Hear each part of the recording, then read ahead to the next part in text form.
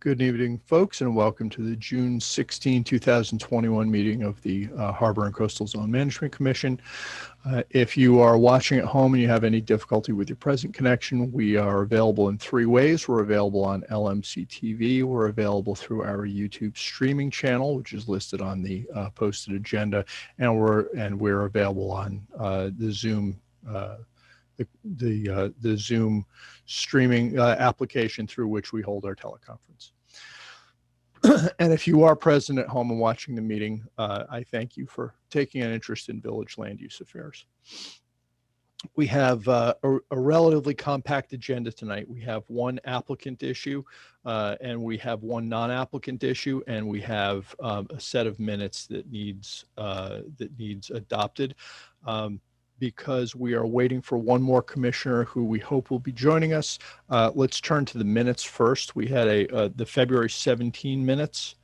And I think I am often the person who has taken the longest to look at those. I think we can go ahead and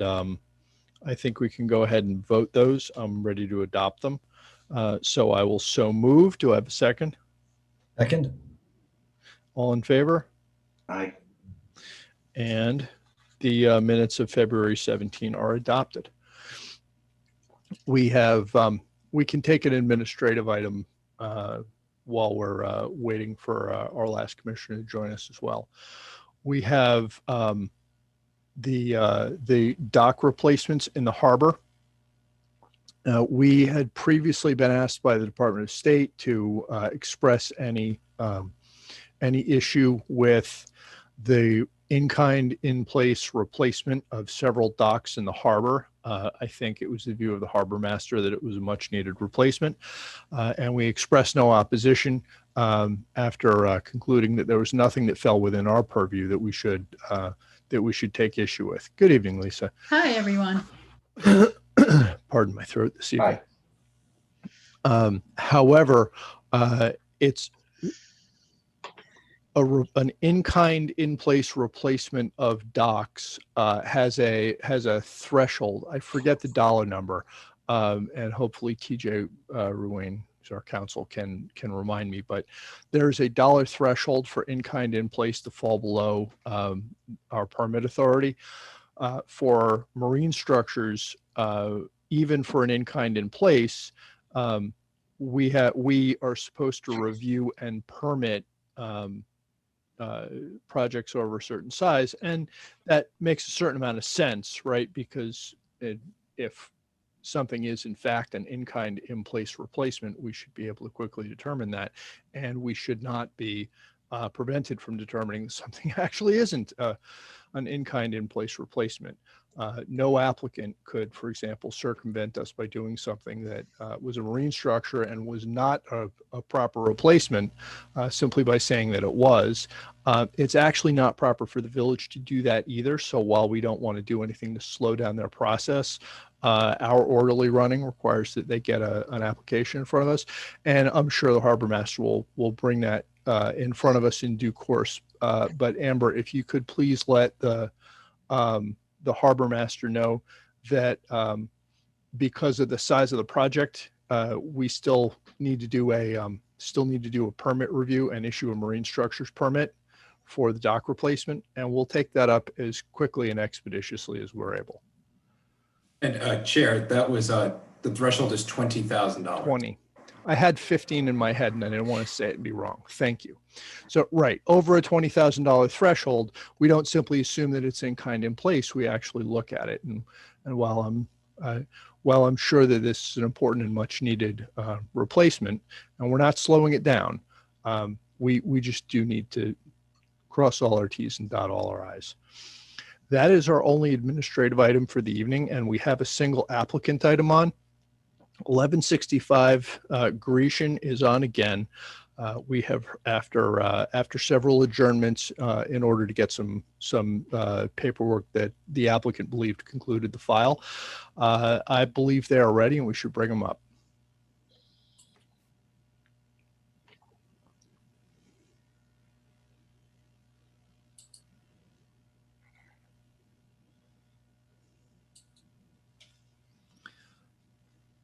Good evening, Chairman Burt. Can you all hear me okay? Yes, ma'am. Good to hear your voice again, Ms. Motel. And I can see your You face. all. There you are. Great. Good to see you all. For the record, Kristen Motel with the law firm Cuddy and Fader on behalf of the applicants, Bill and Elizabeth Fedina. Bill and Elizabeth are here tonight along with my colleague, Anthony Giaffre, and Jim Ryan and Rich Cordone from JMC. They are the project engineers. We're also joined by Beth Evans, who is our wetlands and environmental consultant. We have Leonard Jackson, who is our flood control, coastal consultant, hydrology, and stormwater design expert. And before I go any further, I see, I thought I saw Andrew Maggio earlier. Oh, okay, there we go. I was going to ask, Chairman, is the commission considering reducing their number of commissioners from 7 down to 5 permanently, or? We have recommended no such thing. Okay. We are, so, I mean, I guess the appointment of commissioners is all public business. So I guess I can tell you that it is simply beyond our control to get more commissioners. The trustees have to appoint them. And right now we are without them. I would like to have them, and we do not. Okay, all right. So to clarify for the commission to take action on projects, I believe it would require a vote of 4 commissioners because it is a 7-member board, correct? That is my understanding. And we've sometimes been in that position because of recusals, and other times because the commission is temporarily short-staffed. We have been we got very short-staffed with several legacy members rotating off. Some have been replaced. Mr. Cellular and Ms. Achisa are new even during the life of this application.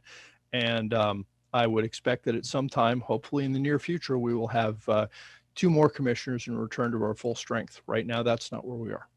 Okay, thank you. At this time, the applicants have prepared a brief presentation, and I would respectfully request that they be given the opportunity to address the commission, if that's all right with you, Chairman. Of course. Okay, Amber, I believe Bill Fedina has been elevated to panelist, and Rich Cordone is going to share his screen for this presentation. Bill, I'll turn it over to you if you're there. I am Kristen, and good evening, commissioners. Would it be possible if Rich Cordone, wonderful, started sharing his screen? Great. Well, commissioners, it's nice, truly nice to be back. There are many times over the last 3 months we would have liked to be here, but as Commissioner Burt, as you mentioned, we kind of wanted to complete the file for all sort of planning board, HCZM approvals. We wanted to get everything sort of set to complete the file. And so I'd say Commissioners Burt, O'Rourke, and Maggio, it's nice to talk with you again. Commissioners Axia and Cellier, it's again nice to meet you. We've been in front of the committee for about a year, though with the last 3 to 4 months accepted. And we wanted to put together in the September, November meetings, my wife and I did sort of like a 5 to 10 minute recap. And those were sort of from the last meeting, what we've changed to sort of work with the commission.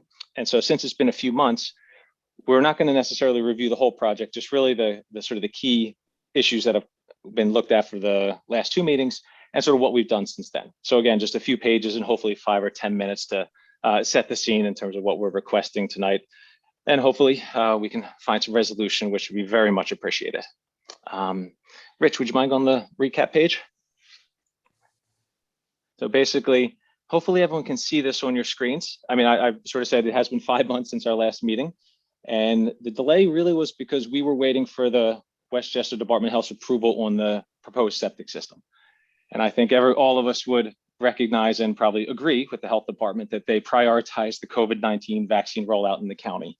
So we went many, many weeks and months of ranging from asking to begging for approval. And they just said, look, frankly, it prioritized, and obviously we understand that. So that was the biggest reason for the delay. So again, thank you for your patience. The second page, which we'll go in a second, is really lists the approvals and reviews that have been required by state, and of course the non-village local agencies that lead to completing the record. As a reminder to the new, old and sort of new commissioners, from July to November, the first few meetings, admittedly was a learning process for us, and we went through a lot of attributes on the application, and we tried to sort of optimize the site to try to satisfy a number of things. But in reality, July to November, we did a significant redesign, truly to try and adhere to the consistency requirements of the LWRP. And really at the end of that, so November, January, and even throughout the September meetings, the presence of positive net fill on the site it sort of caused a lot of brainstorming, questioning, and sort of was a sort of a key discussion point. And I think at the bottom of this page, I just wanted to sort of recap, I'd say 2 points that hopefully point to the uniqueness of this application. And the first, which we really investigated in January after Lenny Jackson's report, was that this site, unlike even my neighbors across the street, we're in an AE10 title zone. Those are VE. And so I know we can obviously discuss this at length again, but we sort of in the January meeting, in AE10, the 420 cubic yards of fill, because we're not in a high velocity tidal flood zone, which is VE, and because of the location of our site on an inlet, which is attached to Long Island Sound, we obviously Lenny Jackson's report saying there's no measurable impact given this very specific site and location. And then the second one, which came up in November, is from the site plans in November's had all the numbers, but really the septic system, if we did nothing, if we were not applying to any sort of renovation on the site, and the septic system, if we just repaired it, which hasn't been repaired in 70 years and has been failing for the last 4 years, and we haven't used it, admittedly, in the last 3 years since we own the house, that would require, per the WCDOH codes and the fill requirements, the 680 cubic yards of fill. So again, after it took us many months to November to get to the current proposal, but we're proposing 420 cubic yards of positive net fill. So again, this is more of those numbers are on the November submissions, but this is a reminder, hopefully, of the uniqueness of these key points in the application. And that's a sort of step one. And the next few pages give a little more details on each of these points. If Rich, you want to go to the next page, which is really a summary of the approvals and the dates that we've reached those approvals. And so you can see the Westchester Department of Health on May 25th, their key role was to approve the septic system as proposed. The village engineer and their capacities was solely relating to stormwater. That was their last memo on May 18th. The DEC back in November issued the tidal wetlands permit, and the Mamaroneck building inspector solely linked to the zoning compliance back in November. And I guess it's obviously worth pointing out that anything we do from a construction development will have to be consistent, in compliance with the Village Floodplain Development Code and FEMA's construction standards.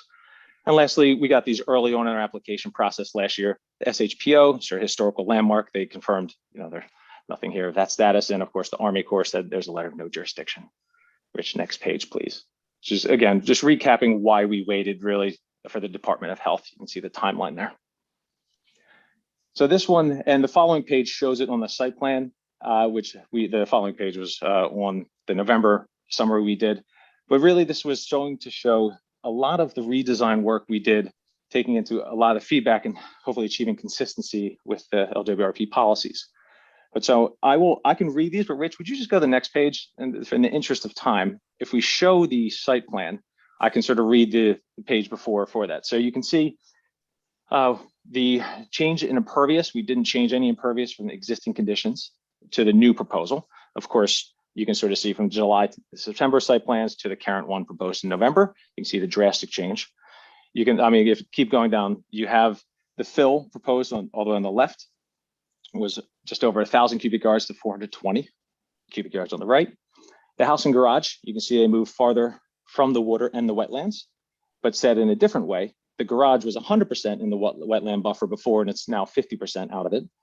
And the driveway was 80% in the wetland buffer before, and now it's 100% even out of the wetland buffer. Of course, that helps with impervious, but again, these considerations were taken into mind. We removed the walkway between the house and the garage. We increased the deck, which is pervious. We even had updated landscaping wetlands plan as well. So again, these were the massive designs from that sort of summer session to the current November one. And so the next two slides, Rich, if you go to the next one, this is just another way of showing kind of how the house fits in with the surrounding neighbors. And so I know we've been sort of saying, given the septic, the max you have is a 4-bedroom house. What we're proposing is the furthest house from, you know, the water's edge or high water line compared to any and all of my neighbors. It's the smallest house in square foot, and bedrooms of all the neighbors. You can kind of see the aerial view. So I guess what we're trying to say, we've been designing just a house that we want to live, and we've been really hoping we could find, you know, working consistency with the commission. So the next page is really, again, these are meant to be shorter summary pages, and there's only 2 more after this where we can get to our fulsome discussion. But so you can sort of see the existing versus proposed. These are a selection of numbers from really the last 3 site plans proposed. You know, so the house was built in 1953, never been updated. It's going from a 3-bed to 4-bed, from a 1-car to 2-car garage. And the impervious is staying the same. Obviously, is there any fill or positive net fill in the wetland buffer or proffer? No.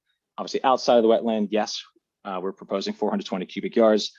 But again, sort of that key unique point, if we did nothing and just had to renovate the septic in accordance with WCDOA's code, we'd have to have 680 cubic yards of fill. And so again, these are the key points. There's obviously many more we can talk through. And then the next 2 and really last 2 pages are a summary of the impact from the fill and actually some of the numbers, just to again show you exactly what they are. And so the first page here, the impact from the fill, we absolutely understand the fill is a very main concern. And so we've been redesigning the house in mind with that. And so we're just repeating a bit of things I said at the introduction about Grecian Point Road number 1165 being in the AE10 tidal flood zone, VE tidal flood zone, and of course experts can discuss, but the difference with AE and VE is really the AEs don't have the additional hazards due to storm-induced velocity, i.e. are we on Long Island Sound with waves hitting it or no? The answer is no. We're in the back of an inlet cove with a very low velocity increase or decrease in tidal activity. And so the last 2 points on the page, basically Lenny Jackson said there's no real measurable impact on the site. And sort of obviously the Mazer Consulting memo didn't really opine too much on it about dissenting Lenny Jackson. We can obviously discuss that tonight. But and the very next page is just the numbers to show you how we've really been trying to take into consideration everything we've discussed over the last year with the HCZM committee here. And so by redesigning the house, really what we tried to do is eliminate kind of any fill from anything but the septic system. That was the goal.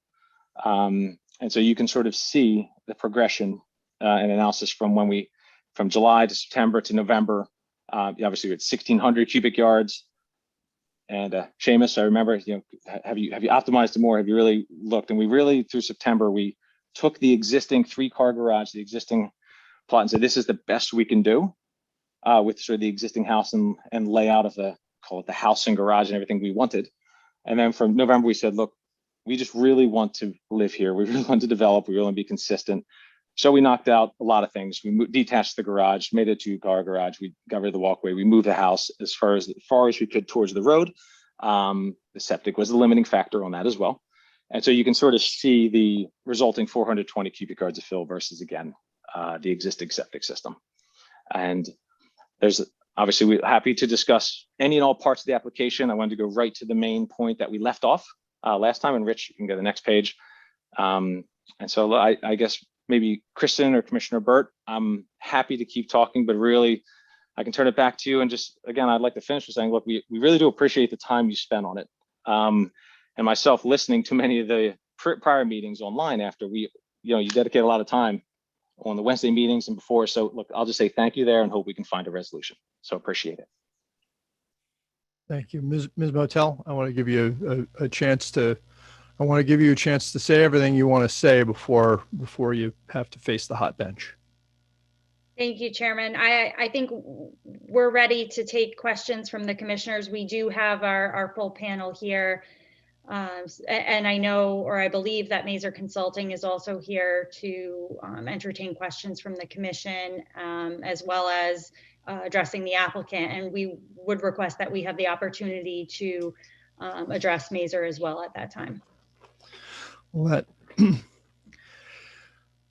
Since you mentioned it, this is the first time we've had the benefit of our consultants from Mazer here with us for a meeting. This has been kicked over a number of times for reasons that we've discussed.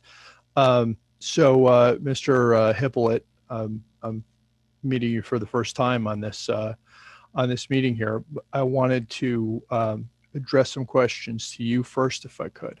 Great. No problem. So is there any history of leaks or breaks in existing sewer lines caused by construction that could that should lead us to worry that the installation of a private sewer line here would do more harm than good? So we made a site visit. We talked to the village engineer. Based on our look out there, there's no evidence of that, and the town didn't have any evidence of that. So I would say no. You asked the town for, did you ask the town for their institutional recollection about that? Yeah, we called the village engineer just a long time ago now, but we called them and asked them if they had any history or record of breaks, and they did not have any. Okay, thank you. And there was a specific response to a particular point on this issue in response number 2 on page 3 of JMC's February 24, 2021 letter. Do you have that available to you? I do. All right. I wanted to see if I could get you to take a look at their response number 2 that responds to your comment number 2, carrying over from page 2 to 3, because I wanted to hear what you had to say in response to that. So we've looked at the flood elevation of the site versus the elevation of the structure versus the elevation of the system. They're saying there's a base flood elevation of 13, which we agree. The system is going to be at the top of the system is going to be at 15 or possibly 15.5, with the remaining parts of the system below grade. So it's going to be below the flood hazard grade. So at some points, potentially that entire system can be inundated by floodwaters. How low can we expect how low could we expect septic waste to go in flood elevation terms during the life of the proposed system? So septics are an interesting case. It depends on maintenance. So the better the maintenance, the better the effluent leaving the system gets cleaned going down below. The less the maintenance, the worse it is. So the more soaps, the more detergents, the more household products you institute in your system, the less you clean your septic tank, because over time people forget about septic. It's out of mind, not of waste. The more that leaches in the system, it clogs it, and then it becomes a mat, and then it will integrate. So you have floodwaters, the two would integrate. If they take care of it, the effluent will go down the first 4 feet. Eventually, it's going to hit an impermeable clay barrier, which they have, and it will run along the barrier and then just go into the groundwaters of that area. Okay, so what's the elevation of the impermeable clay? Which is what I was really asking. That is the elevation.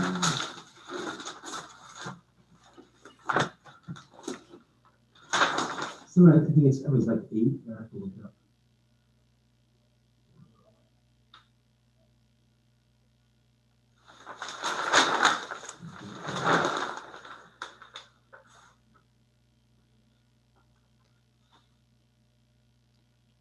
I think it's around elevation 8. I don't see it on the detail, but I'm believing it's about that depth. All right, because I thought I understood 8.5. Yeah, I think it's 8.5. And I wanted to make sure that I wasn't misunderstanding that. Yeah. Okay, so will a properly constructed private sewer line here release any organic waste into the environment? None. It will release none. In paragraph 5 of your report, you opined on the adverse impact on surface water and groundwater. It would be useful to me if you could, that's a dense sentence. It would be useful to me if you could unpack that. What is, in your view, the adverse impact to the surface and groundwater? So again, a septic system is made to take your effluent, take the solids out, run it through we'll call it a cleansing barrier, for lack of a better term, and then discharge it to groundwater. as long as surface water or flood doesn't inundate it, it should go into the groundwater. The groundwater in that area, because of the nature of where it is probably relatively high, so it will hit it at a high elevation. If the system is maintained properly and has no issues, the effect on groundwater environmentally would be minimal. But as the existing site shows, they have a failing septic system. So at some point over its time, they didn't take care of it. Or they use detergents or soaps, which everybody uses. They did laundry, which everybody uses. And the systems ultimately fail. Once they fail, there's no cleansing of the effluent. It's a direct discharge to the groundwater. How do you determine in advance how long it's going to take for a septic tank to fail? It depends. Well, I said tank. I didn't mean tank. For a septic system to fail. It depends on the homeowner. It literally depends on number of loads of wash, how many showers they take, how much detergent they use, whether they use a environmentally friendly detergent or a non-environmentally friendly detergent, how many detergents they use, such as Windex or things of that nature. All that plays into a septic system and its ultimate failure rate. I've seen systems last for years in the highlands of very sandy soils where they're not influenced by groundwater and it's very coarse. They will last a lot longer. And that's specifically where the groundwater is deeper. So the groundwater can be 10 or 15 feet below the system. When the groundwater is higher and you're installing clay barriers, the possibility of that system failing is a lot more likely.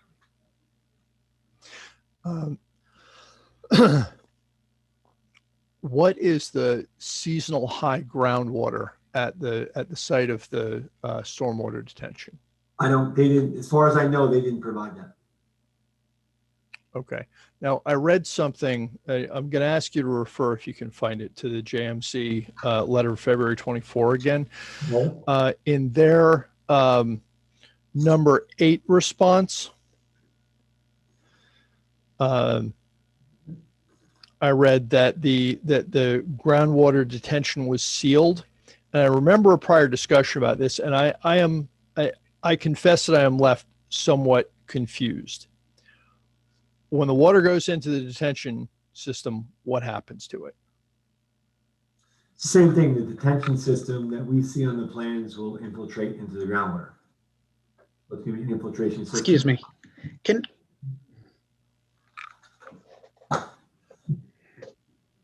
So what I'm going to do is, Mr. Cordone, I don't know if that was just your mute being off or if you wanted to interject.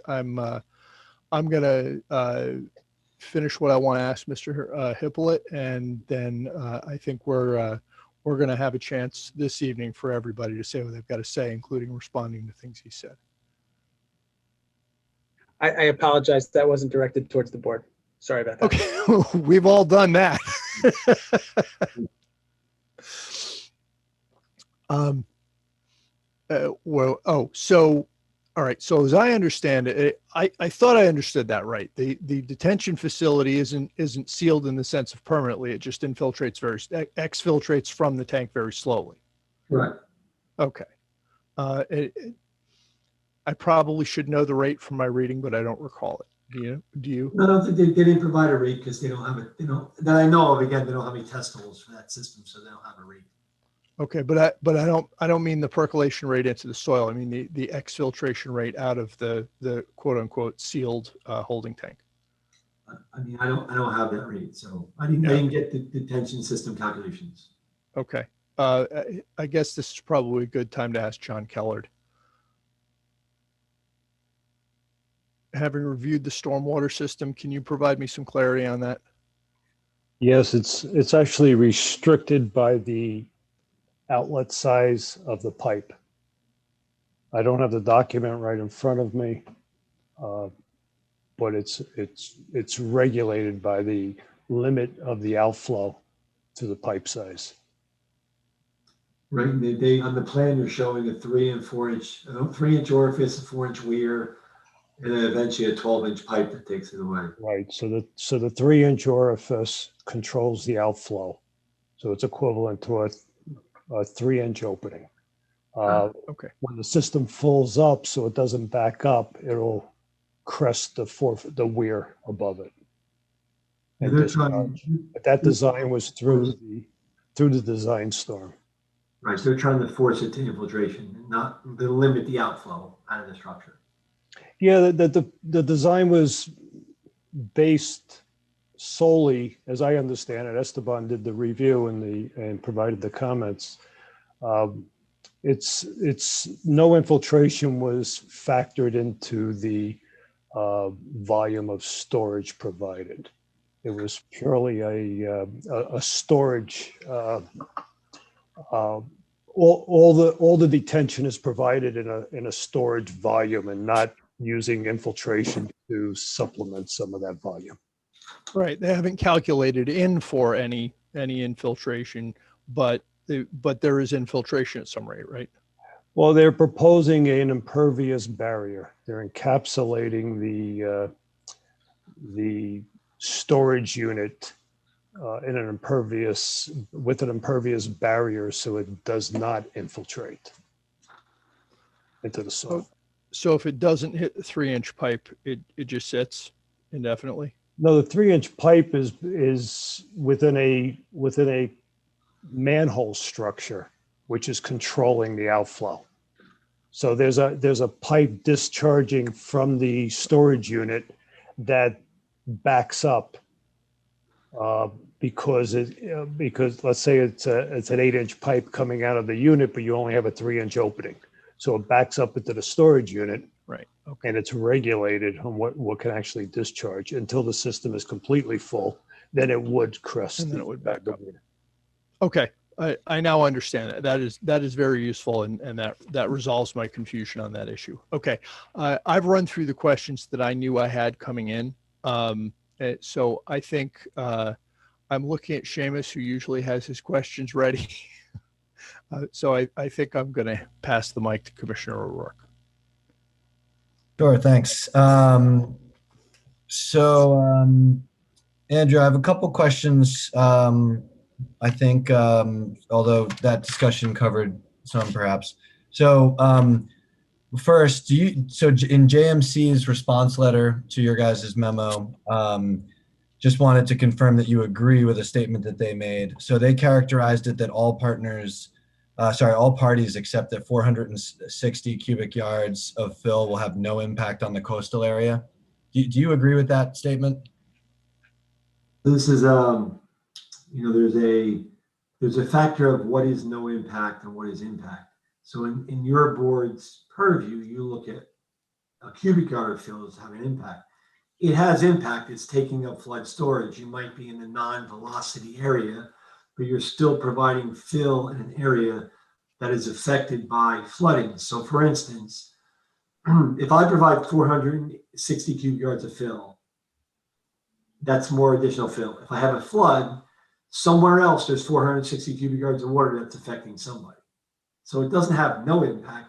They can argue that the impact is minimal and it's hard to tell where that impact is, but they can't say it has no impact, it has impact.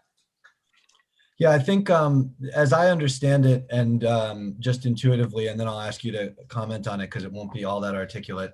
Long Island Sound is enormous. It's basically part of the Atlantic Ocean. So a little fill doesn't change like the level of that. But could you just speak a little bit more to that? So if you put some fill on your property, is there a potential micro impact somewhere nearby, a neighbor or somewhere that's going to have a little more water than they would have flooding wise? Somebody has to get it somewhere. Okay. So then materiality would be the discussion perhaps there, but I guess what I'm hearing from you is that their statement that everyone agrees that there's no impact on the coastal area is not exactly right. Right. So think about it. I mean, water has its own level. 480 cubic yards of fill might increase the water surface elevation and sound by some number we can't even calculate because it's so small. Mm-hmm. They're going to fill on their property. So that means their area, their new island they create pushes more water to the sides. So now they're dry, somebody else is not dry, or somebody else is less dry because it's forcing more water as it flows through to go on somebody else's property. It's not taking up their space. You can't say it has no impact. It has an impact. And then maybe practically, and I'll leave it to you on how you'd like to answer this, if at all, but practically, would a neighbor be concerned about 400 cubic yards, 4,000, 400,000? At what level do you think that, it's moving water somewhere that would be, of some note or potential concern? If I was a neighbor, my concern would be, when I look at their plan, is their area of fill pushing more water to my sideline? So is there going to be now water, even though it's low velocity, flowing in and out between our properties more on my side than on their side?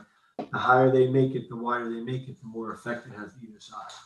Because the water has to come up and then recede. So as it recedes, it's going to go back down and cause whatever erosion or damage it causes as it recedes. Okay. Thank you. I'm sure there'll be responses to some of these. I'll just keep going through my couple of questions and then pass it along. This one we covered. There's some discussion of mounding analysis, which I don't know anything about. There's a reference somewhere, and unfortunately I don't know where, that below maybe 5,000 gallons, the Westchester County doesn't even consider mounding, and I think this is 800 gallons. Is the mounding of the septic system something that you can comment on how we should think about it in, kind of a sensitive environmental area, flood zone and so on? So I can for this board. Obviously the Department of Health already approved the system, so they did their review.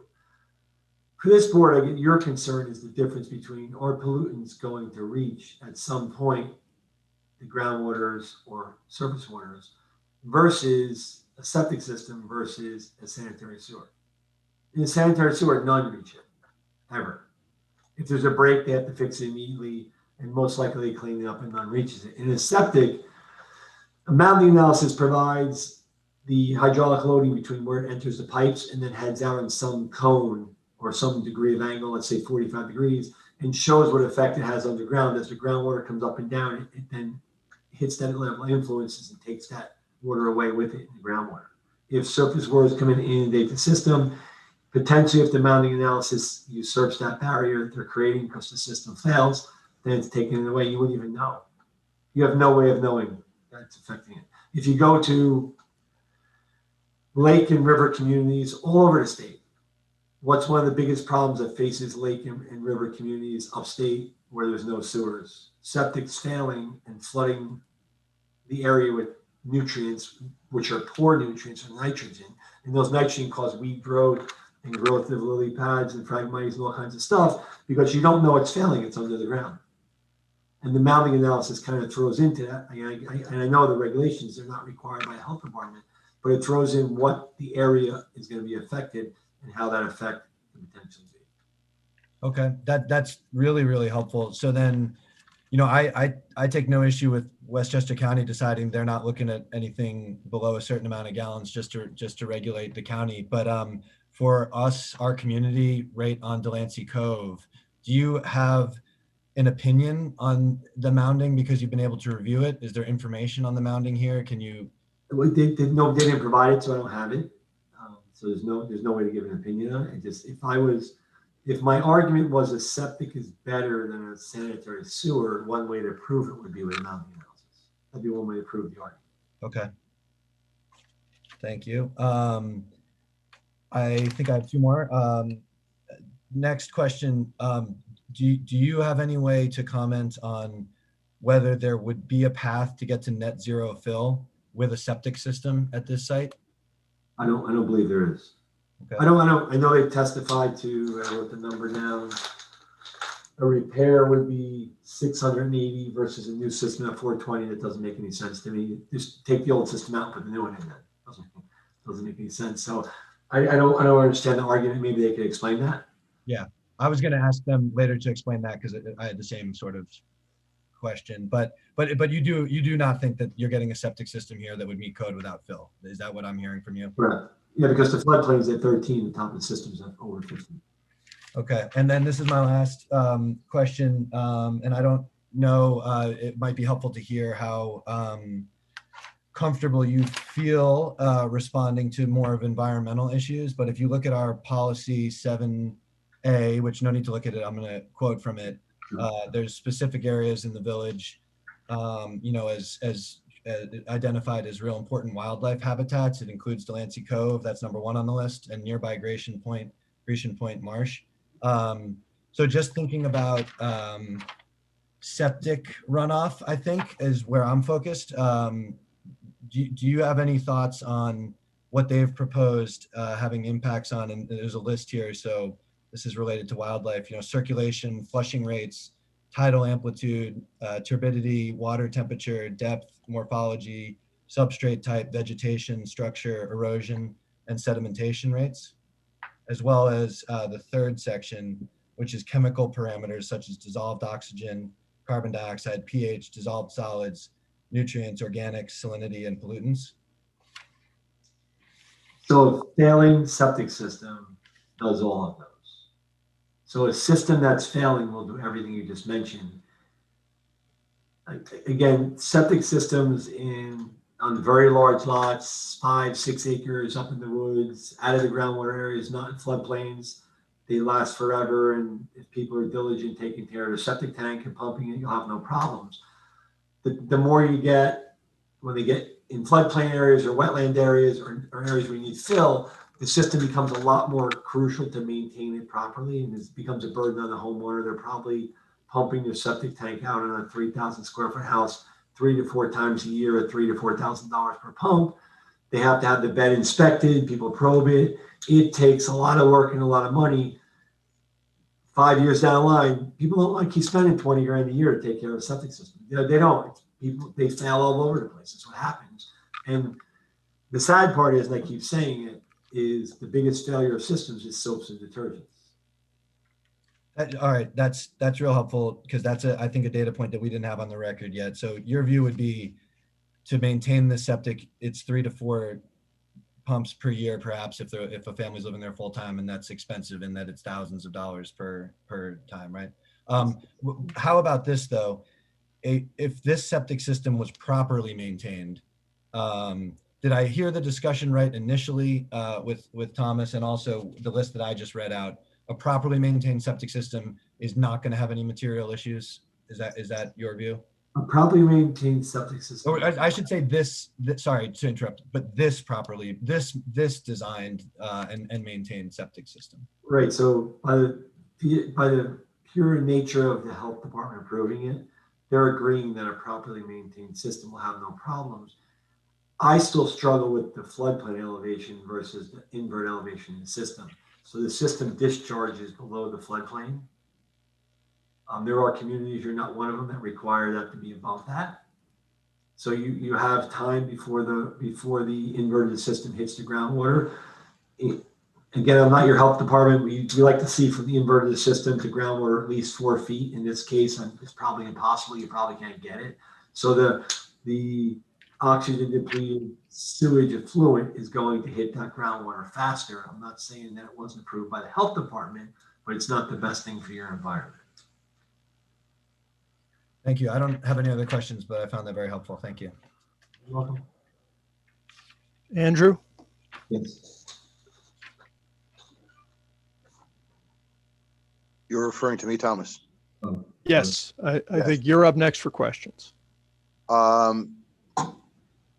What type of water quality, in terms of the stormwater, what's being in this current design? What's done for water quality? We understand the quantity aspect. What's done for water quality? So I assume, again, I think John reviewed it, but the stormwater detention system is taking the impervious areas, the driveway, or at least part of the driveway, the garage and the house.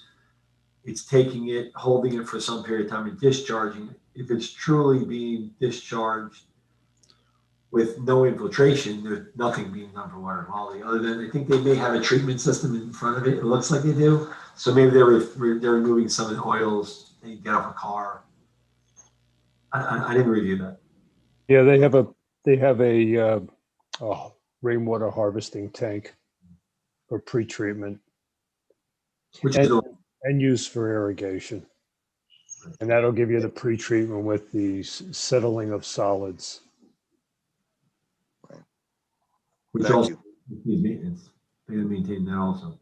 Yes.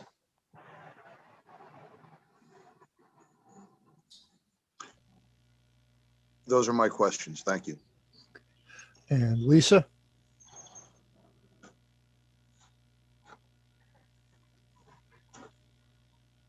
Hi, thank you. Could you talk a little bit about the water quality again? I was having just a little trouble hearing you.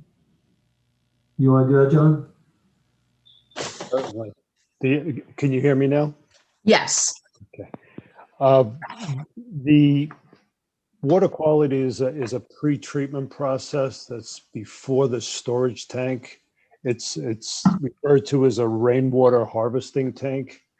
And your storm flows from your roof and your driveway will first discharge into the pre-treatment tank, where you will find that you will have settling of sediments, which typically carry the majority of your pollutants to the bottom of the tank. The water will then sit in that tank until it overflows into the storage unit, where you'll obtain your detention mitigation of the stormwater. They'll also use the pre-treatment water for irrigation purposes on the site. So there will be reuse of that water that's typically, and the tank is always full except for the use of the irrigation water. So that'll provide some additional storage and settling time when the rainwater harvest, when the water is used for irrigation. Okay, thank you. That's it. Chairman Burt, would you mind if I added on to that? I had a related question. I was just kind of going with Mazer, but we're on the topic here of Keller session items, perhaps. Yeah, go ahead. Absolutely. Yeah. So are those retention, John? Are those retention tanks that you're talking about? Would those be referred to as cisterns ever? They are when they're used as an infiltration practice. But because of the groundwater elevation in the soils, which you don't have the ability to infiltrate, it's being used as purely a storage device. Okay. And I'm it's almost equivalent to putting in another septic tank with a discharge or some form of concrete tank, because they're not relying on the infiltration to dispose of the stormwater. Yeah, thanks. I'm trying to assess a comment that we got from the public, let me give you the second part of the question. So they had identified an element of the stormwater management plan, which I think we're talking about as cisterns, and then asked, is it an acceptable water quality practice? I think what I'm hearing is it's not water quality practice at all. But I don't know if you have a comment on that, whether this is acceptable, system. The storage unit is not a water quality device. The water quality treatment is the pre-treatment tank, the rainwater harvesting tank.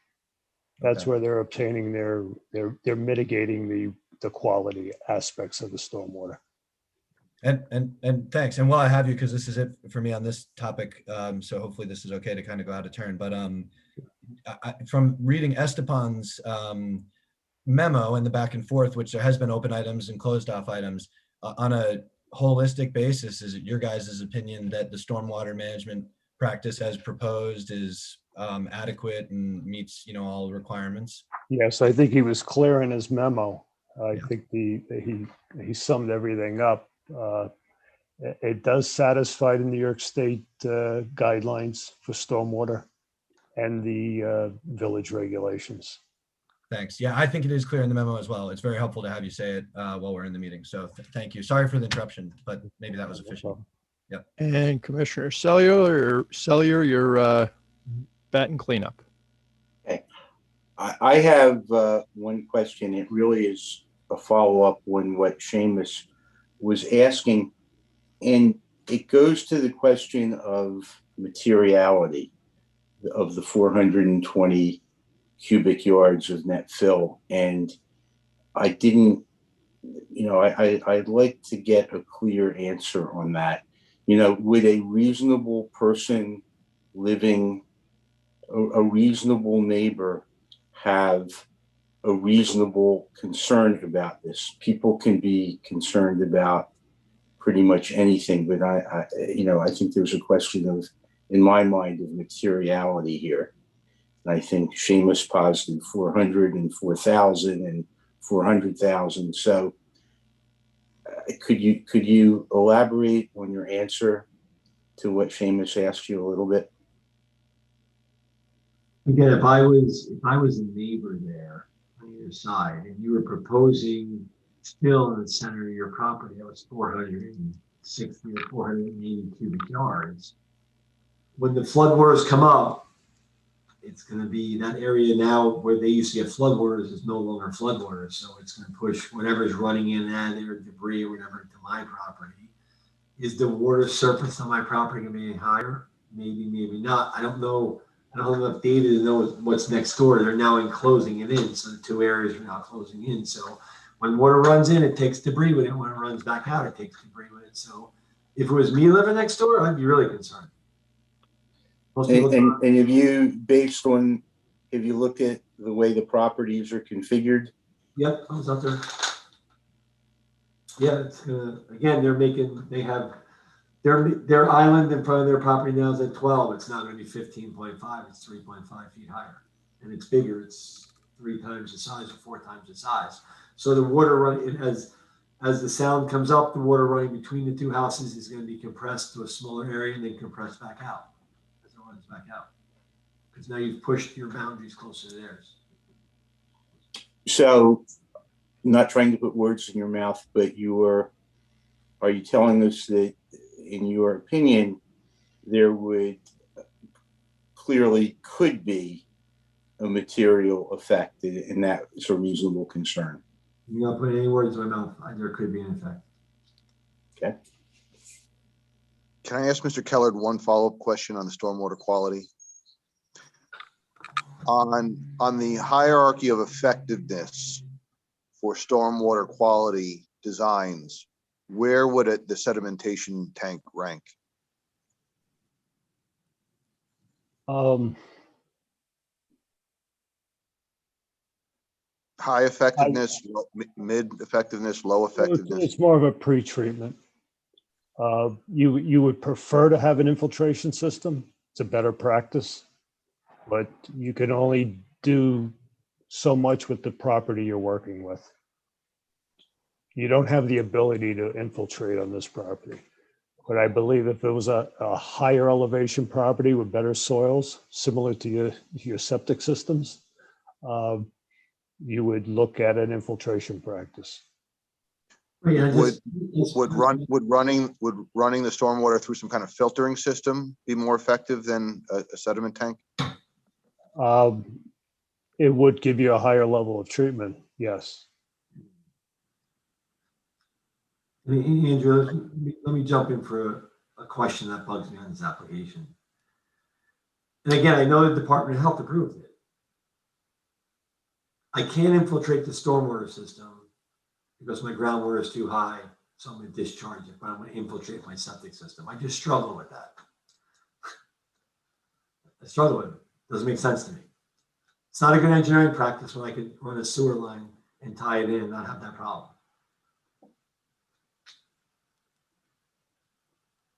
So we listened to the applicant's initial presentation, and we've been through questions with our consulting engineers, both Mr. Kellard and Mr. Hippolyte.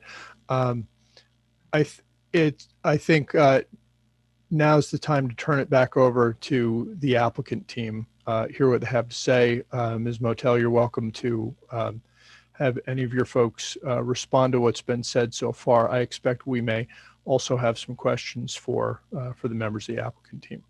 Yes, thank you, Chairman. I'm going to have Leonard Jackson start, and then Jim Ryan and Rich Cordone address some of the engineering questions as well. Keeping in mind that the focus of tonight and the hearing really is consistency with the LWRP policies, and specifically fill is the focus. So what are the policies that are impacted by the proposed fill? I know the policies don't address any impact, whether it's 1 cubic yard or 0. They address things like harm to persons or property, and they address specific concerns and impacts as they relate to the fill. So that's what I'm going to ask my experts to focus on, is the impacts as they relate to the LWRP policies, not general concerns over the septic design. Now, I did hear Mazer confirm that there was no 0 cubic yard solution for a septic system in this case. So with that in mind, we'll focus on the fill, because the fill is being driven entirely by the septic system that has been approved by the County Department of Health. And I will note that I heard what Mazer said, that a failing septic system is a concern. Certainly we are taking out the failing septic system. There are county code requirements, and I know JMC will go into this, that require maintenance, that require consistent monitoring. And I know the applicants would be willing to provide the village with copies of all of the monitoring logs and the maintenance that is required. But before they do that, I'm going to ask Leonard Jackson to discuss some of the flood volume storage concerns and the floodplain issues that were raised. So Lenny, are you able to hear everything? Are you able to speak?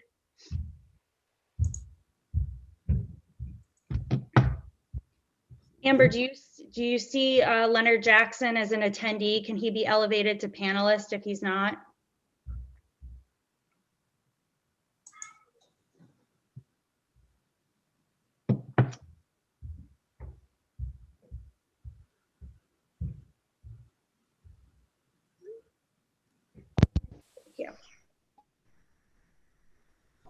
Okay, I'm in. Let me address a few things that I just heard from Mr. Hippolyte, which I disagree greatly. The one thing I do agree is that there is an effect. Just as if I jump right now, my mass time velocity will equal the Earth's mass time velocity, and the Earth will move in the opposite direction. And there is an effect. If I go swimming in the Atlantic Ocean, I displace certain volume of water. Where does that water go? There's an effect. But those are the kind of effects we're talking about. When we displace flood storage on Long Island Sound, and we will displace flood storage on Long Island Sound, there's a similar effect, just the way if I jump right now, the Earth will move. But you will not measure that. I don't think you can calculate it. It's something having to do with the what tide is it, and the height of the moon, and so forth and so on. There's no measurable effect with regard to this fill. Okay, the flood elevation on Long Island Sound will not be measurable. It doesn't matter how much you study it, you won't be able to measure it. We don't have numbers that small to come up with it, but there will be an effect, no question about it. The second thing is, there was a discussion about if you were a neighbor, would you be concerned about flooding if somebody put in a fill? Well, that's a broad question. If the neighbor was a dentist, he might be concerned. But the fact is, when you put a fill on this site, the way anything is affected, it's not as though the fill displaces a certain amount of water that would have been in the site and shoves it somewhere else. It certainly doesn't work that way. If you displace flood storage on the site, this means the storage will never come into the site. It will never come into the area. It just won't have any effect, any local effect whatsoever. If there's an effect at all, it's going to be an effect on Long Island Sound and maybe perhaps the Atlantic Ocean, but it's not going to be a local effect.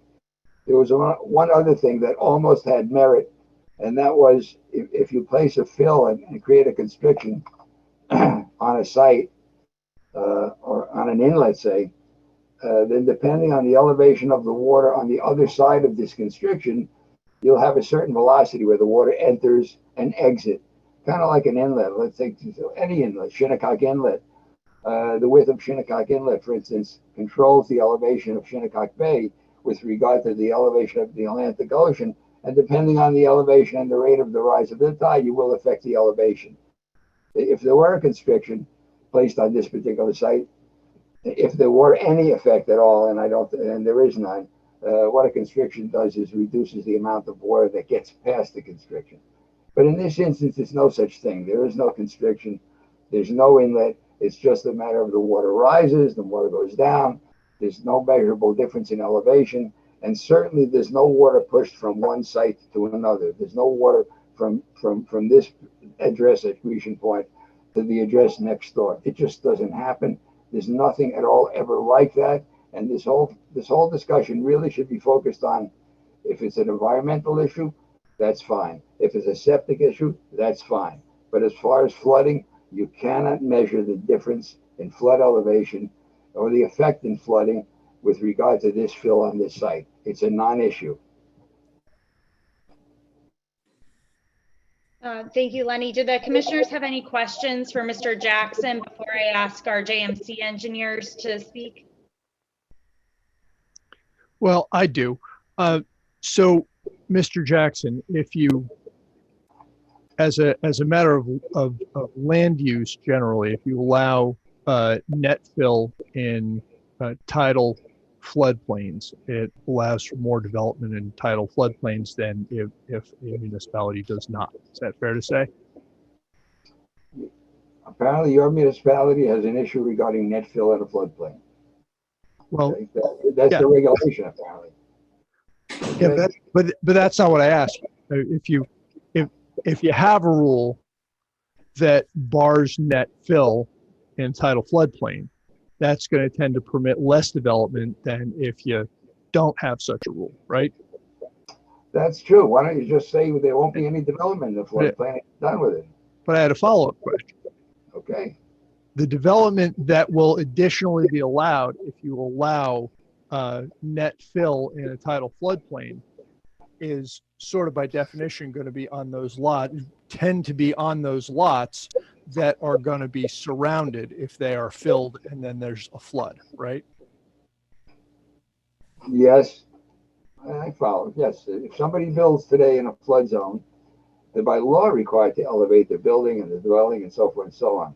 So if people in the past built around that area when they didn't know what the flood elevation was going to be, yes, they will be lower and the people in the new developments will be higher. Yes. Right. And so that would mean that the developments that are most in need of net fill in order to do what they want to do are also going to be those that are, in event of a flood, most likely to be cut off by floodwaters. Is that fair to say? Those are the places where in a flood you go to be safe. Yes. Okay, but also the places that are toughest to get to for a rescue because they're surrounded by floodwaters. Well, that's quite true, of course. Okay. All right. I understand your answers.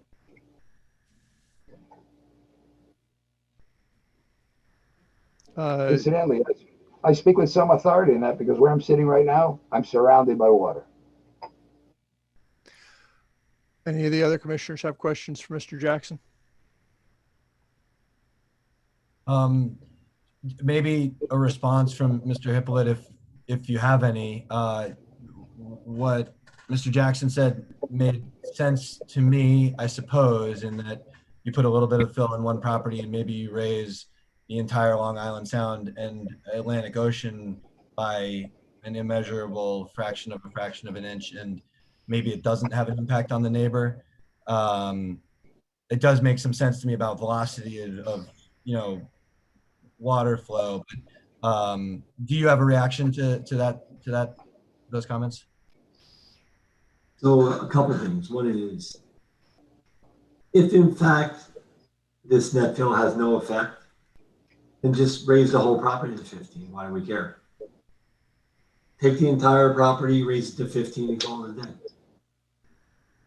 So now you're just going to make sure you push the water to your neighbor and make sure there's an effect on them. And they're scraping and scrimping to get to your highland when there's a flood. When I look at the map, again, I don't have the data, but their elevation 15 is, I don't know, 60 by 60, 50 by 50, goes down at a 2-to-1 slope, down to elevation 6 and starts going up to elevation 10. So this fill by nature is causing a swale down the side of both properties. That swale, when floodwaters come in and go out, that swale is going to lead to erosion. I don't know what it's going to do to the next door neighbor's property because there's no evaluation of it. We used to use an example. If I take this cup and I pour it in the ocean, would anybody know the ocean rise? Of course not. Your village is not looking at the Long Island Sound. You're not looking at the Atlantic Ocean. You're looking at the street they're on and what effect it has to the properties that surround it. If his argument's true, then they should just be able to fill the property to 15, raise it up, and who cares about the neighbors? Who cares? It has an effect. If it didn't have an effect, when Hurricane Sandy hit Long Island, there would have been no problems. Every place would have been fine. But it comes, those storms come. Luckily enough, on this side, you were on the back side of it, so you didn't have the same effect. But think of those waters rushing in here. Right now, it's an A10 zone, but you get some velocities, and the velocities may be low, but the water's still running out. There's going to be erosion between those properties because they're pushing their fill and their water towards somebody else. And so for you to decide, it has an effect. If it had no effect, then again, let them fill the whole property. Who cares? Before I ask JMC to provide a response, I note that we are proposing the minimum fill that is required here to reuse the existing house. There's no additional development. We're actually improving the environmental conditions as they exist today on site with the failing septic system and a wetland being maintained as lawn. But aside from that, we did hire, and the applicants did retain several experts to study the impacts of the flood volume storage, to study the impact. So we do know that the 420 cubic yards proposed is not going to harm human life or personal property as is addressed in the LWRP policies. So I just wanted to make that note. Just, again, if you want me to stop, I'll stop. Your existing house is bigger than your existing house is smaller than your new house. You're not, I don't want the board, unless I have a different set of plans. When I look at your existing house, their footprint is much smaller than what you're proposing. So it all kind of adds up. Well, I mean, you could say, hey, we have an existing house, we have an existing septic, we're going to fix our house and our footprint, fix our septic, do our 460 cubic yards of fill. And I think that's the best you can do. You could say, the board would say, hey, you're doing the best you can. You're taking away a hazard. You're fixing inside the footprint. You're doing good. That's not what you're doing. You say, we want a bigger house and we want to fill for a septic and we don't want to put a sewer line in. You're doing the best of all worlds. Yeah. So I've tried, not just for the people in front of us, but for the people who may sometime be in front of us. I try to work pretty hard to make sure that discussions stay focused on what this commission considers. And we don't do things that look like balancing tests. We do things that look like consistency. So I don't want us to get lost in a this is better than that or trade-off analysis. That's not what we do here. Understood. Go ahead, Ms. Motel. I completely understand, Chairman Burr. And I also just wanted to remind the commission, and it was in Bill's presentation earlier, but there is no increase in impervious surface proposed at the site. In fact, it is staying the same. So I just wanted to point that out, as well as, and this is a perfect opportunity to turn it over to Rich and Jim from JMC to explain that if we were to keep the existing home, in order to use the existing septic system, there would actually be more fill required, and we would be back before this board with a proposal for more fill than what we are proposing today. So actually, Rich and Jim, would you guys mind addressing that and some of the other comments that were made regarding stormwater?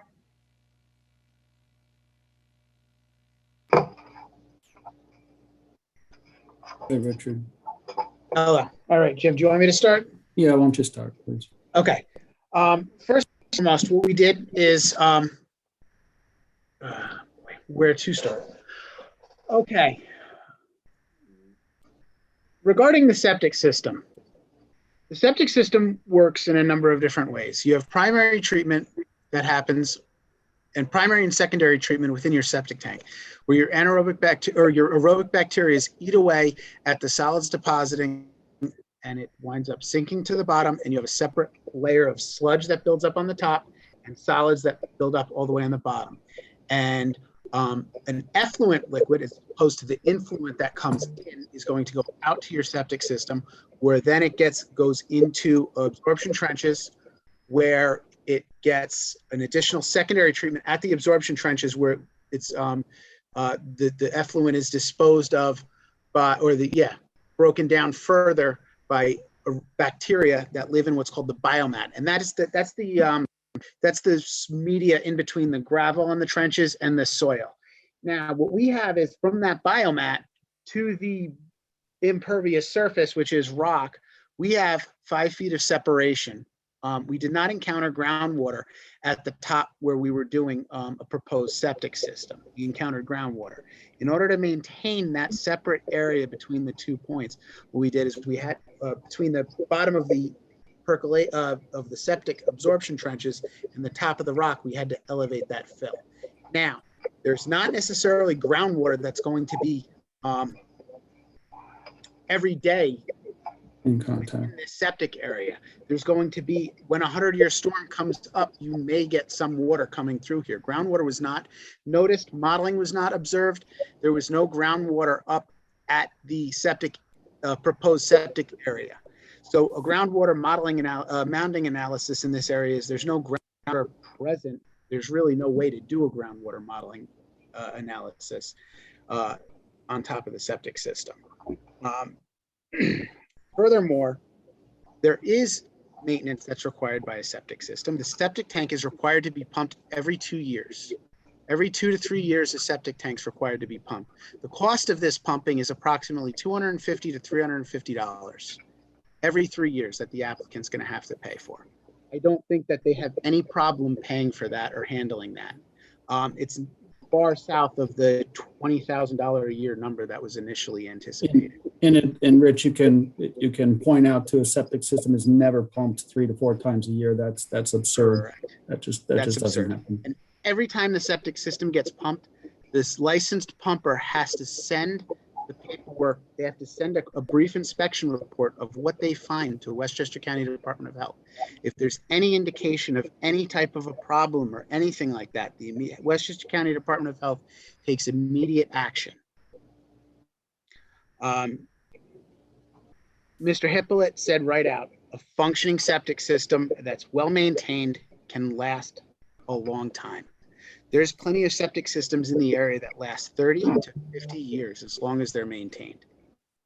Today's soaps and everything else do not have near the amount of impact on a septic system as they used to in the past. A lot of the detergents and everything everybody are using is green, green, green. There's a lot less caustic chemicals that are going into there and everything else. The possibility of leachate coming from the septic system and getting into the groundwater, though it may be something, the chances are very, very slim. Septic systems are an approved and acceptable method of waste disposal and have been for many, many years. And Rich, is it, just a comment, isn't it true that there are a number of septic systems in this area, that this is not breaking new ground here? Yes, there's, I believe, 5 or 6 septic systems on Grecian Point Road alone. And we have no indication of any major issues of failing with those based on health department records? That's correct. There's nothing based on health department records of anything failing. And the fact that we're putting in a new septic system as opposed to the septic system that was installed somewhere around 1953, 67 years ago, the standards are much more rigorous in terms of the health department review of these, wouldn't you say? Absolutely. They didn't have the same separation requirements that they have today. The bottom of the septic trenches are at approximately elevation 13.5, which is actually 6 inches above the 100-year floodplain. And as you all know, a 100-year floodplain is a storm that happens that doesn't necessarily indicate the level of groundwater. That's just, that's an expected level of water that could be coming in. Now, in between that septic system and the Long Island Sound, we have over 200 feet of ground. To expect that the water underneath the septic system is going to rise to elevation 13 in a 100-year storm is absurd to think that that's going to happen. 100-year storms typically last for moments. They don't last for hours that have a substantial ability to raise the groundwater.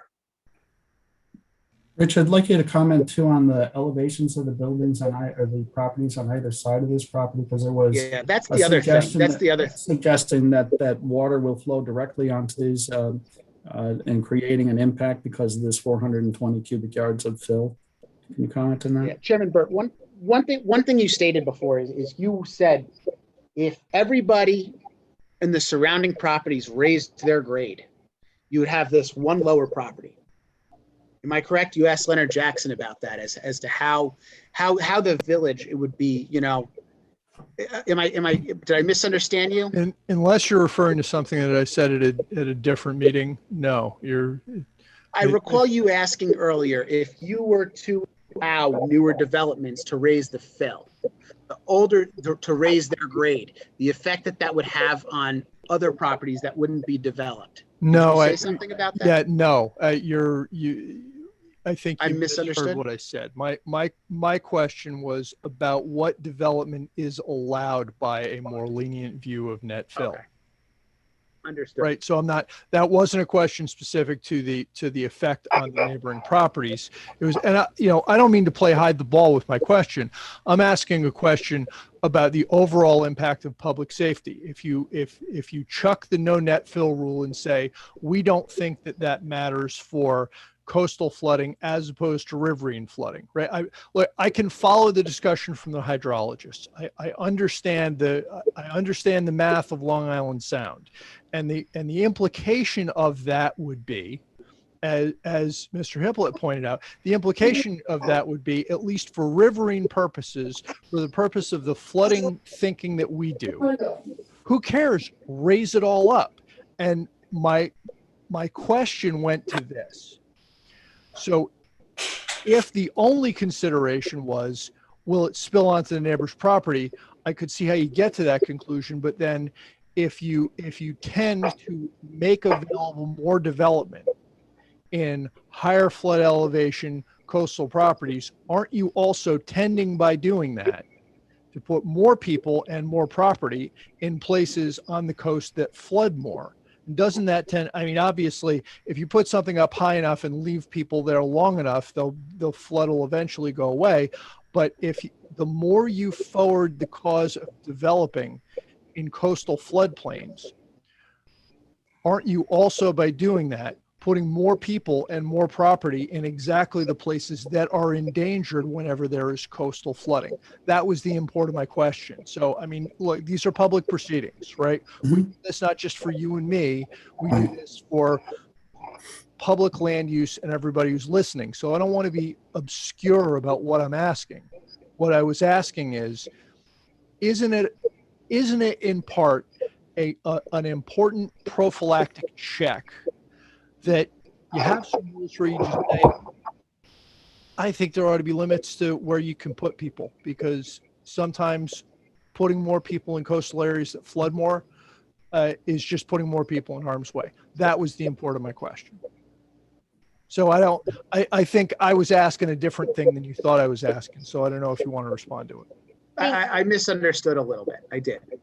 Thank you, Chairman. I actually would like to respond to that, and Jim and Rich, feel free to continue once I'm finished. But I understand, and what I'm hearing too is a concern also about the precedent this will set for other properties in the village.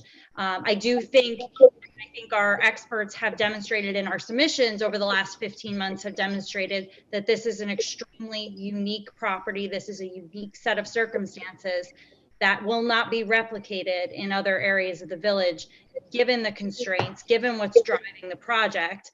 And this is, aside from the pure speculation of the impact, looking at this application, it's consistent with our with the LWRP policies as is proposed here in the case. Ms. Motel, I'm a litigator, and so I know good advocacy when I see it. You're a good lawyer, right? Leaving aside issues that go to the merits of the application, you've been before me more than a couple of times now. And when you say that this is a unique set of circumstances that will create no precedent, it's certainly in the best interest of your client to say that. It was in the best interest of this client for you to also to say to me, as soon as I raised a concern on this application about allowing fill in a coastal floodplain, that this commission has in the past, and even I once did, approve fill on a property that had coastal floodplain on it. And that narrowly constructed, of course, that's true. And that was a unique situation too. In fact, my recollection is that on that property, the fill was actually outside the portion of the property that was coastal floodplain. So the property had coastal floodplain on it, but the fill wasn't in the coastal floodplain. I remember I asked you about that, and for the other properties, you were able to supply a map that marked the location of the fill, and we apparently don't have that for the one that we were speaking about. I'm pretty sure I remember it right, and I thought that was distinguishable.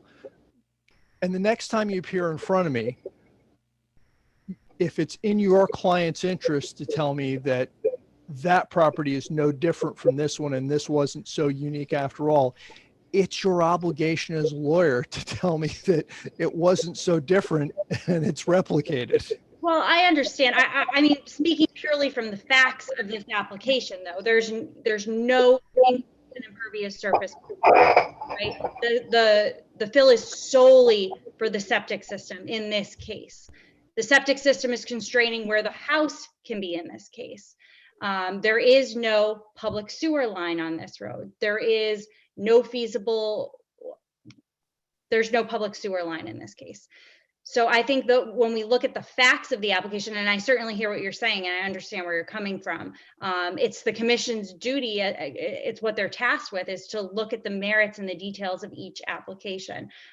So I do ask that we can continue with JMC's opining on this, of course, but I do ask that we focus on the impact of the fill as it relates to the LWRP policies, because I think what's being demonstrated here and what's been demonstrated over the last 15 months is that the fill is consistent with those LWRP policies.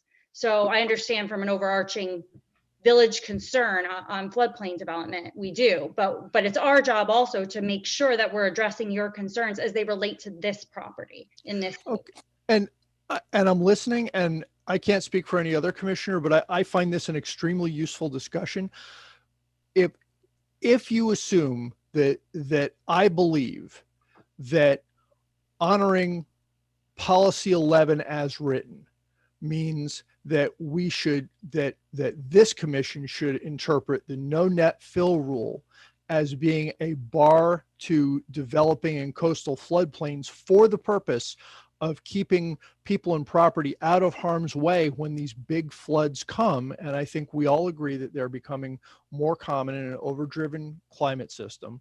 If you assume I believe that, tell me what it is about this property that is unique to this property and would differentiate it from anyone else who says, well, I got a piece of coastal floodplain too, but I want to put a nice single family dwelling there too.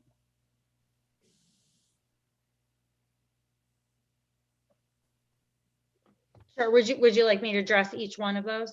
Each thing that we believe creates the uniqueness in this application? Because yes, a list would be very useful to me right now.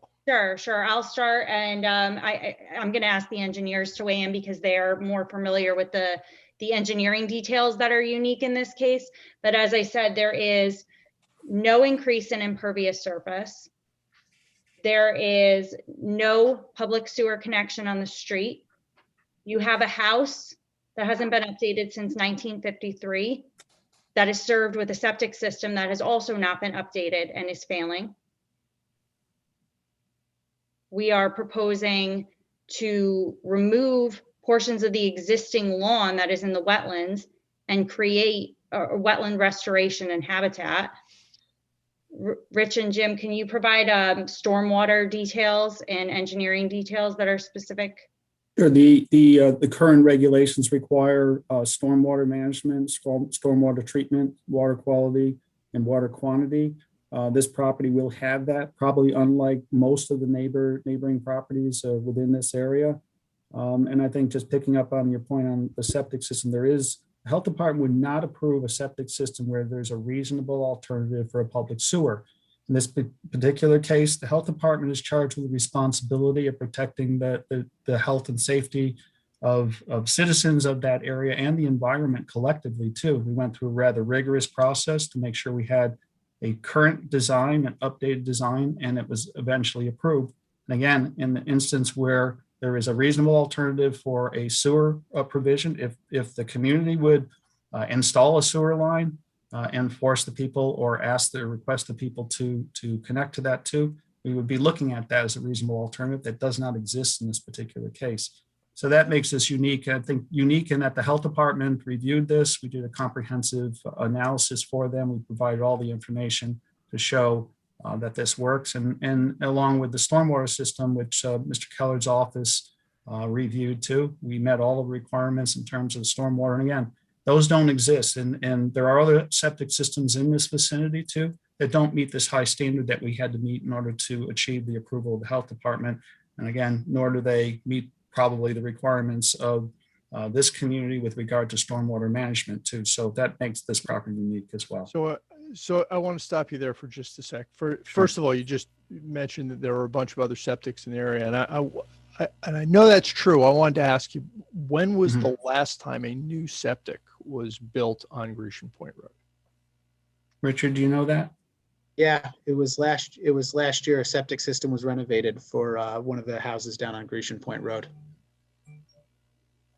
Okay, thank you. I would also add one more point here that the fill, and I know I said this earlier, the fill is 100% being driven for the septic. It's not used for anything else on the property. Right, I got that. Now, I would just like to address, I'm sorry, one procedural point as well. And I know you're concerned with precedent going forward and focusing on the uniqueness of this application. I would just like to remind the commission that uniqueness is not a standard for consistency with the LWRP. We're merely pointing out the specifics as it relates to this proposal that's before you, the merits of this application as it relates to the application of the policies. And I know you're concerned about someone using this application as a precedent going forward, but that's not the standard that the commission respectfully, has to or is required to apply in this instance. No. Yeah. I appreciate that, Mr. Joffrey. No one's arguing that you've shifted your own standard by engaging in the discussion. You haven't. I'm just, as I think you're familiar with this commission. I'm just making my concerns as transparent as possible. And here, what we're talking about when we talk about especially policy 11 is inherently a public policy standard. And therefore, we can't avoid talking about what this would mean. And we are talking about it only in the context of this. We're talking about it only in the context of this property, but we're talking about it in the context of this property in considering the value of what is functionally a prophylactic safety rule. So I understand what you said. Kristen, would it be appropriate for Beth Evans to comment on the environmental impact? I know Mr. Hippolyte had commented that this could have potentially impact all of the factors I think that Mr. O'Rourke had brought up too. I don't think that's true either. So maybe Ms. Evans could comment on the environmental impact of this development. Yes, thank you for reminding me she's here. Before we go to that, because I feel like we're just dancing around this and not hitting it.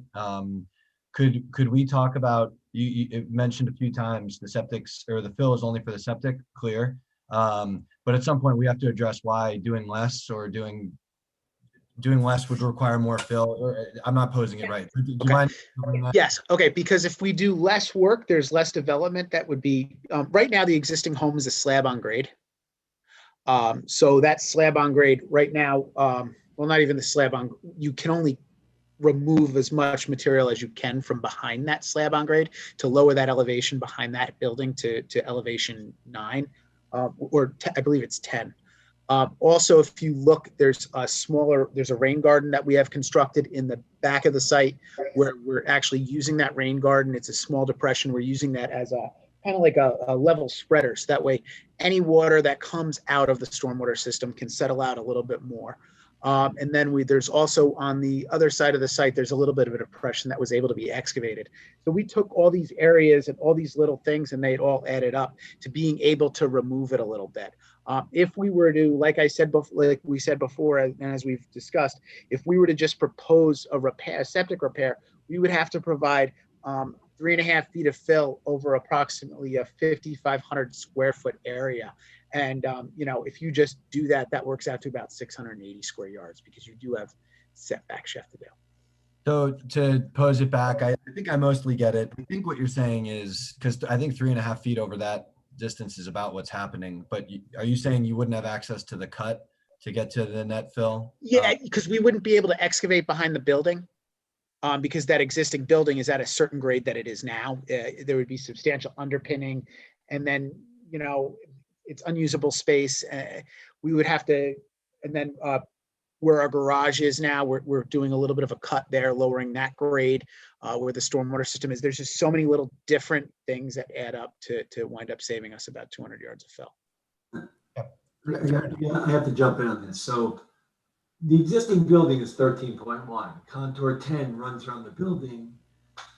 And then there's a finger that runs all the way out kind of in a left direction towards the sound. They could balance that 200 square foot by just cutting back a little bit of that. So you're going to get 200 yards out of 200 square feet? No, I'm not saying 200 square feet, but you have an area if you look at your plan. So go to plan sheet C10. You have it in front of you? Yes or no? Yes, I'm looking at it. Okay, so you're saying you have excavate. Rich, hold on. You have a line that's green on there. It's elevation 10. Mm-hmm. So what elevation is the building? The existing building. What's the elevation? The building's at 13. The building's at 13. So if I cut back 10 to be no closer than it currently is behind the screen porch, I have an area in the back left side of the property where I can make up that difference. So you'd never be more than the proposed. So you have a couple yards of fill that you can remove there.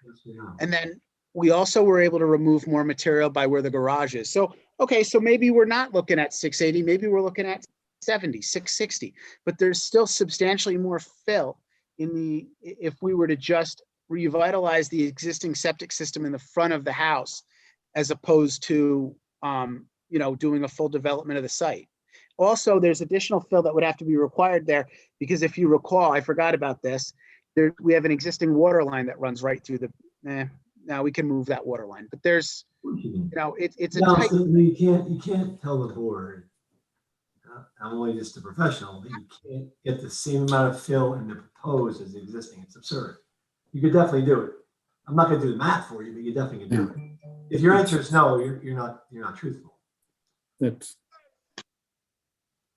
And you've done the calculation, of course. Of course I have. It's easy to do. You can do it right now. You can do it in 5 minutes. You just need a ruler. It's easy. You got plenty of room. You're moving the soil around your proposed condition. You could do it in your existing. It's no big deal. It's 200 cubic yards. It's nothing. Well, hey, for what it's worth, and Chairman Burt, feel free to do what you want. For what it's worth, that was a helpful explanation of how you guys are thinking about it. It sounds like everyone probably agrees. Whatever you do, you're not doing it for much less than 460, and that's what we're considering. So I'm fine at this point if others are. But yeah, I don't feel a particular need to get lost in how low they could get the hypothetical but for world scenario where they were rehabilitating the existing system. It's not useful to have a fight over that. But if the applicant wants to bring up Ms. Evans, I have zero problem with hearing from Dr. Evans again. Thank you. Beth, I'd like you to just address some of the environmental comments that were raised on the project. Amber, Beth Evans is our consultant. I believe she might not be elevated to panelist.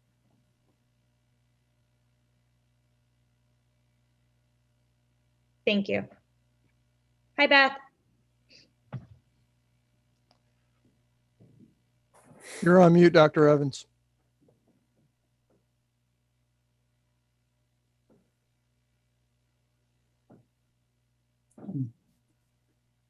We cannot hear you, Beth. You're still on mute. Check your mic because your screen mute is not on.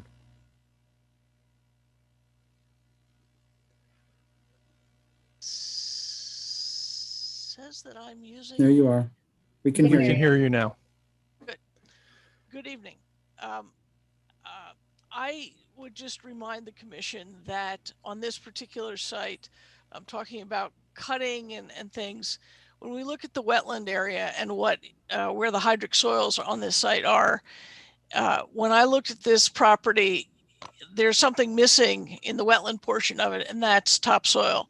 And the properties on either side of it, there's a significant rise in elevation to get to those properties. At some point, historically, the wetland was, in my opinion, severely impacted and altered on this site. And prior to Bill and his wife buying it, I believe that area was mowed as lawn.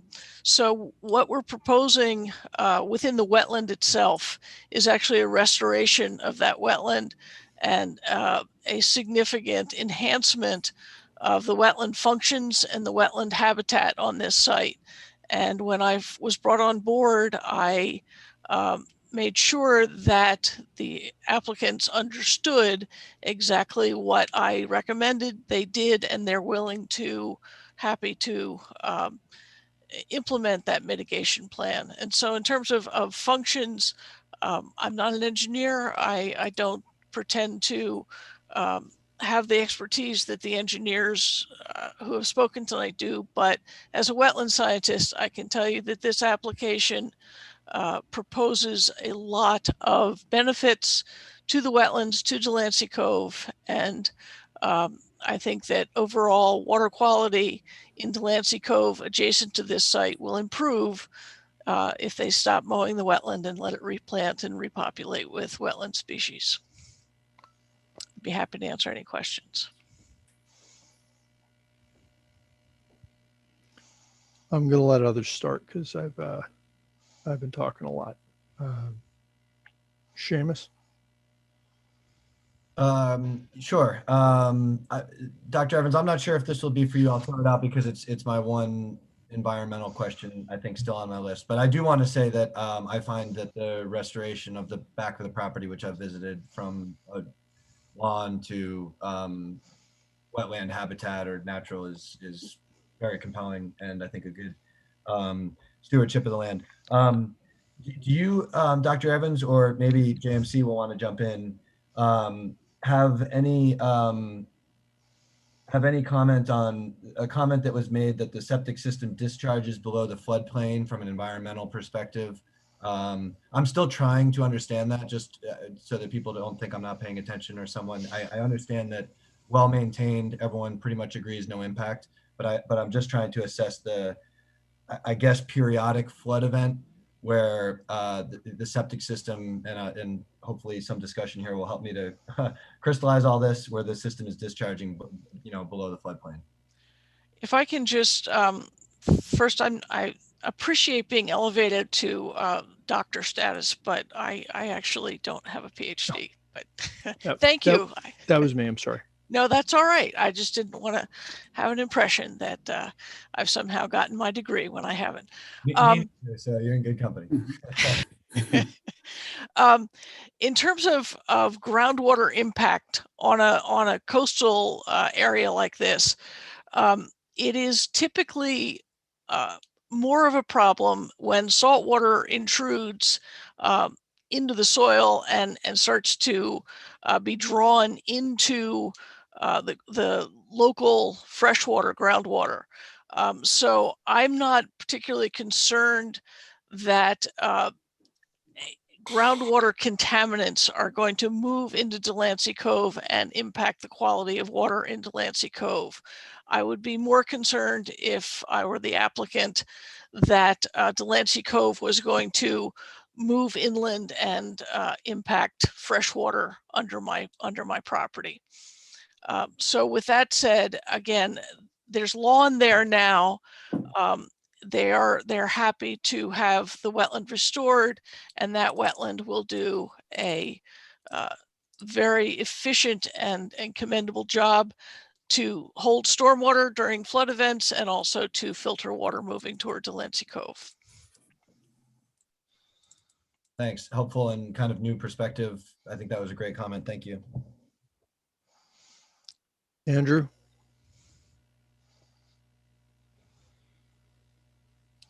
I am fine, Thomas. Thank you. Lisa or Randy?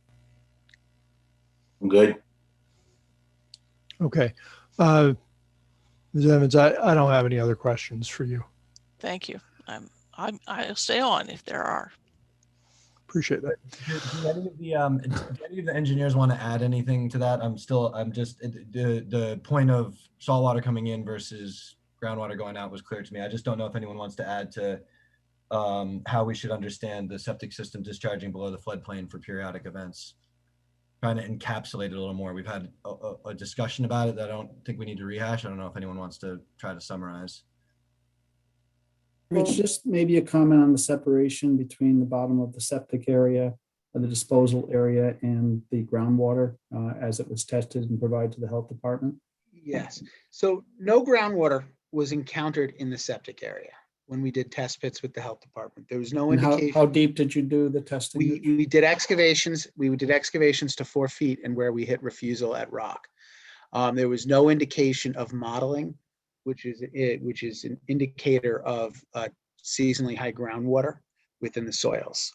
By doing these test pits and observing and seeing that separation, we are raising the fill in the front of the site to obtain a separation from the impervious layer, which is rock, and the bottom of the system. Now, the bottom of our sanitary sewer trenches, the actual absorption trenches themselves, where the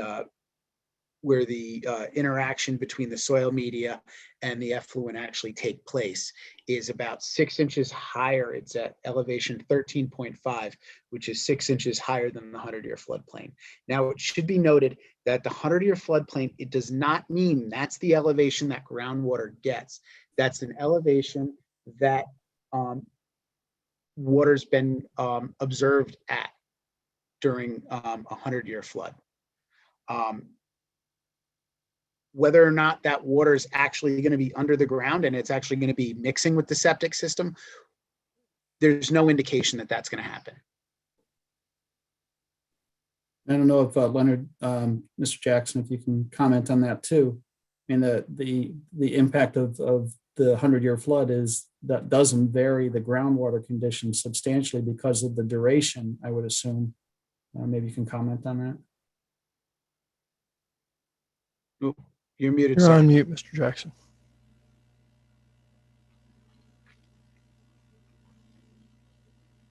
That's correct. It takes quite some time for salt water to permeate into the soils, and the flood event could last perhaps not 12 hours, maybe somewhat longer.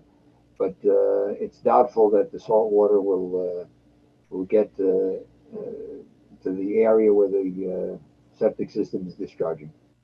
It's going to be a very rapid event as compared to the function of the septic system, and the soil I don't think will be affected beneath it. Thanks. Yeah, that was a bit of a rehash, but really helpful for me. Wrap my arms around it. Thanks.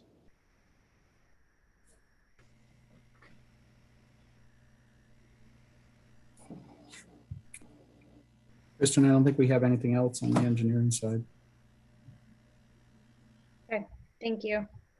Are there any questions for any of the team from members of the commission?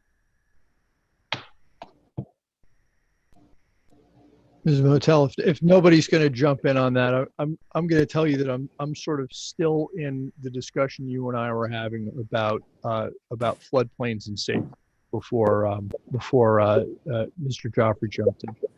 So, can I jump in? You're a floodplain expert, so I guess that would be appropriate. I was thinking about what you were saying, that you don't want to, let's say, you create new hazardous areas that people would feel safe and then be isolated. But I think, isn't this a redevelopment project so that you're not creating any new areas of people who are already living there, and you're just improving it and making it safer, let's say, because they have to meet current regulations. So this is in fact a unique site because it's an existing site and you're just going to improve it. I don't know if that helps or not, but that's how I see it. Well, I think that's a useful discussion. Thank you. But so Ms. Motel, when you and I were talking about this specific issue, about whether our obligation to keep people and property out of harm's way in coastal floodplain, in all floodplains, including coastal floodplains, should cause us to think of the no net fill rule as a way to provide a prophylactic safety margin. I said a list for me would be very useful at this point. And the things you listed were things about the property that really weren't specific to flood safety. There were things that were, different from other applications about the property.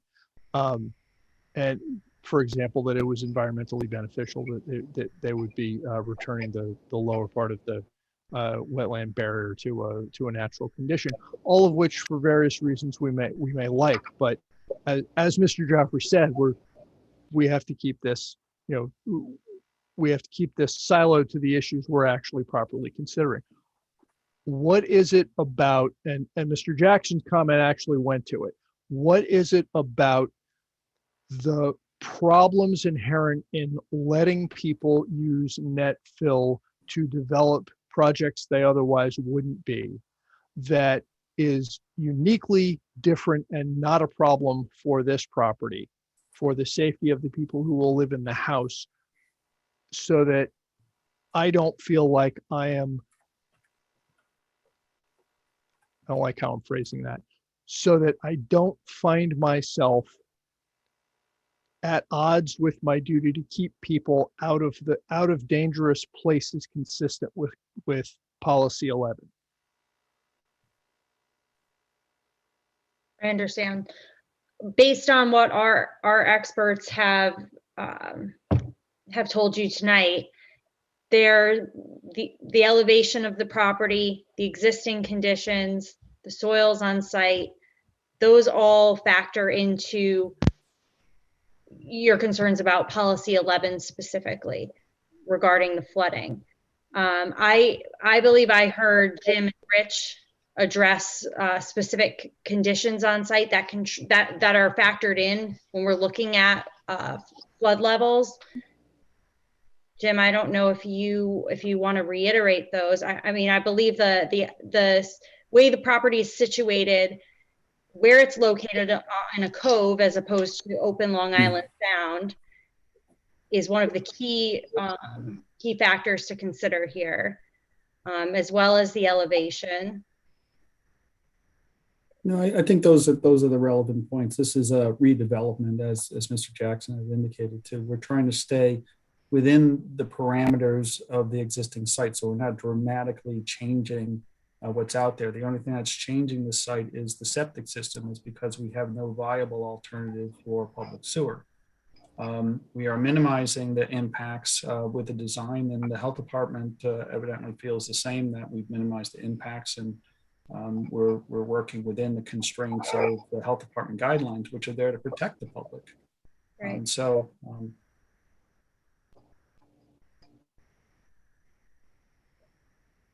Letter, maybe you're better suited to help me explain this here. The way our site is situated compared to other properties in the village, other coastal properties in the village, can you explain with some level of detail how this site is different in that it will not impact, negatively impact or harm private property or human life as it relates to the flooding and the flood concerns? Well, this being in an AE zone, that means that the waves are not a concern. If this were a coastal area in a V zone, then when you place a fill in a certain area, then you have to consider what happens when waves are deflected, and then they do in fact could affect the neighboring properties. But in this particular instance, there's no such thing. The water rises slowly and goes down slowly. So velocities are not a concern, waves are not a concern. And in fact, with regard to There is no displacement of storage from one site, from this particular site, when you place a fill. There's no displacement of floodwaters to the adjacent site. What happens is the water that used to inundate the area on our particular site just doesn't get inundated. The adjacent site remains inundated. There's no conservation of flood storage. The neighborhood that's affected by a fill placement in this particular area, the neighbor should be considered not the local area, but Long Island Sound is the neighborhood. And Long Island Sound is not affected by this, or you certainly can't measure that. And that's why this is unique, because this is an area in an A zone, not a B zone. And this is an area where when you place a fill, it affects no one else.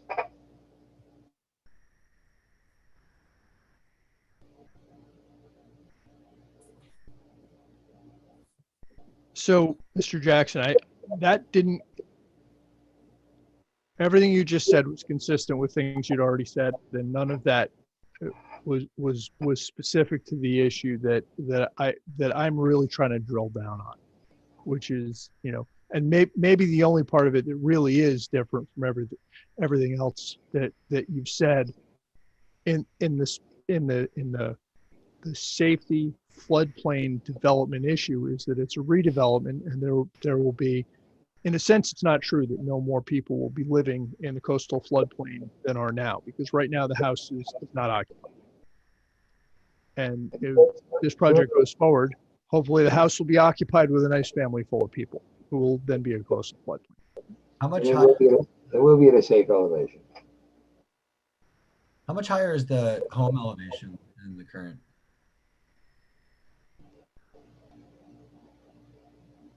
Proposed home elevation is 3 feet higher. The reason being 3 feet higher is because you need between any structural member, you need Lenny, what is it? It's 2 feet of separation, or is it 1 foot of separation? 2 feet of freeboard. Minimum requirement in New York State is 2 feet of freeboard above the base flood elevation. Federal requirement is less. Federal requirement means your lowest floor has to be at or above the base flood elevation. So you provided what to provide? How many feet? 3 feet? 3 feet.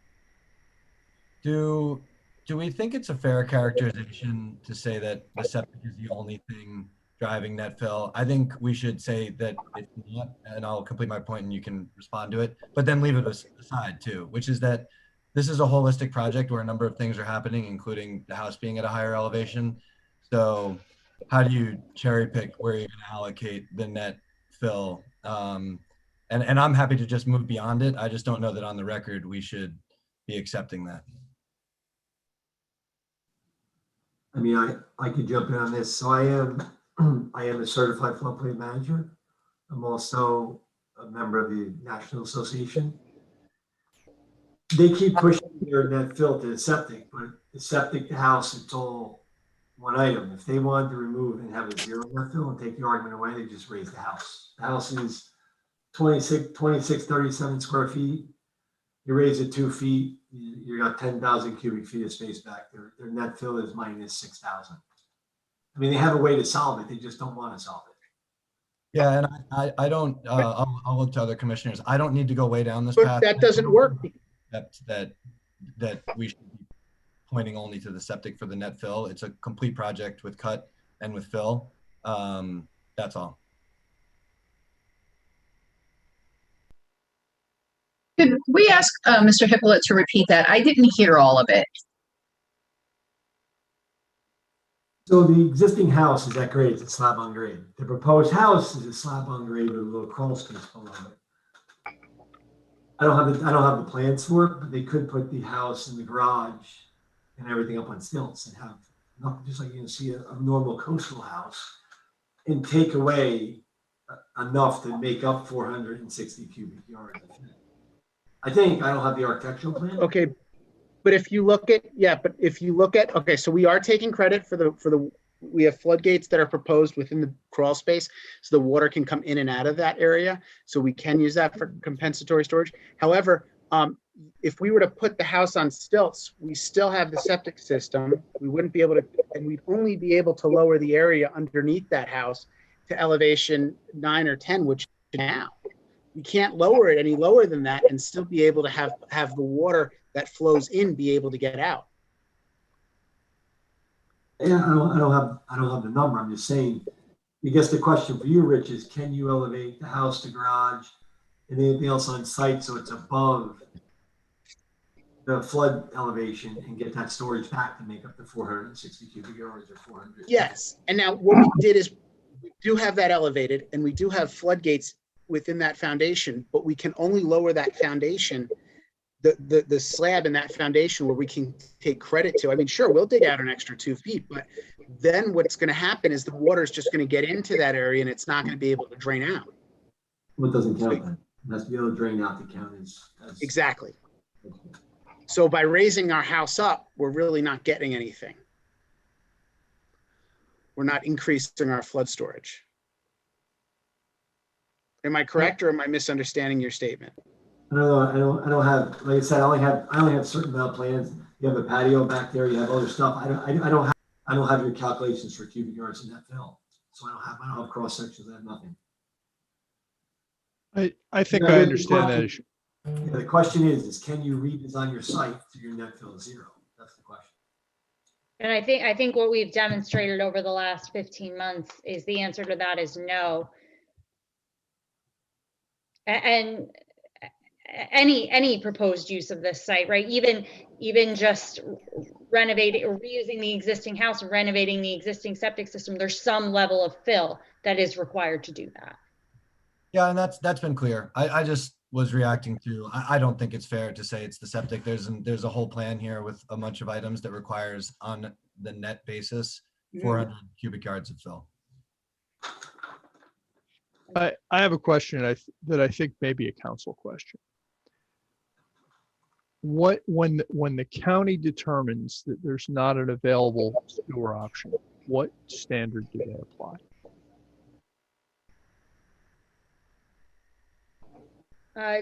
Jim or Rich, are you familiar with the county's determination? I believe it would have to be a public sewer line. Yeah, correct? yeah, Okay. reasonable access to a public sewer.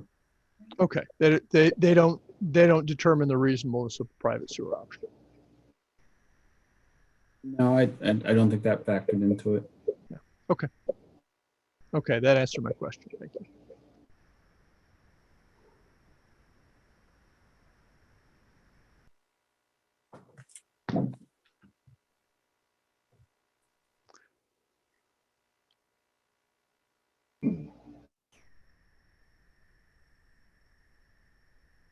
And in the end, what I keep coming around to is what I find an incredibly thorny problem. How should we treat fill in the coastal floodplain that I've made clear I find very troubling? Is not a problem if they avail themselves of private sewer option. And I've heard a lot of things that tell me that it is difficult for the applicant to do so, and they really don't want to. I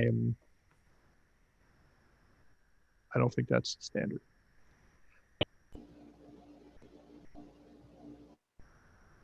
I think what the real issue comes back to is the the inconsistency with the LWRP policy that the fill would create. And I think what we've demonstrated effectively is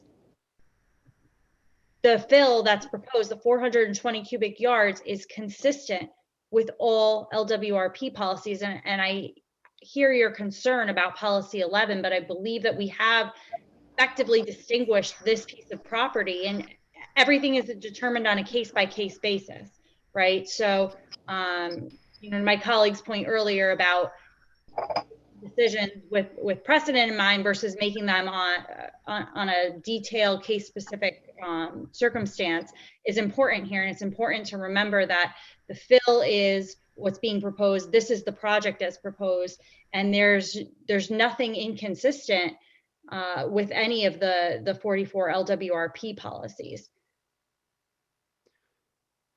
So when we talk about policy 11, it's a redevelopment of the same density of development. It's in an AE, not a V. What else do you have?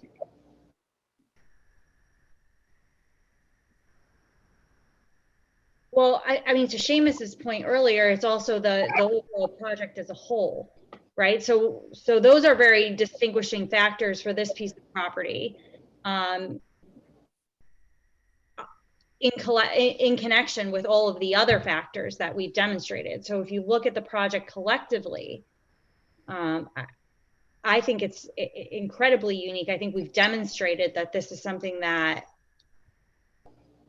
is not easily duplicated, and it's a very unique circumstance. It's a unique set of property, given all the studies that were done on flood volume storage impact, the actual location, and no impact to neighboring properties whatsoever, let alone an impact to human life or loss of property. And that's been effectively demonstrated. So is your hesitation with, could it be supplemented with anything additional that would make you feel more comfortable, or is it just in general with the idea of potential precedent? As you asked me that, Ms. Motel, I found myself thinking, what do I believe would close this question out?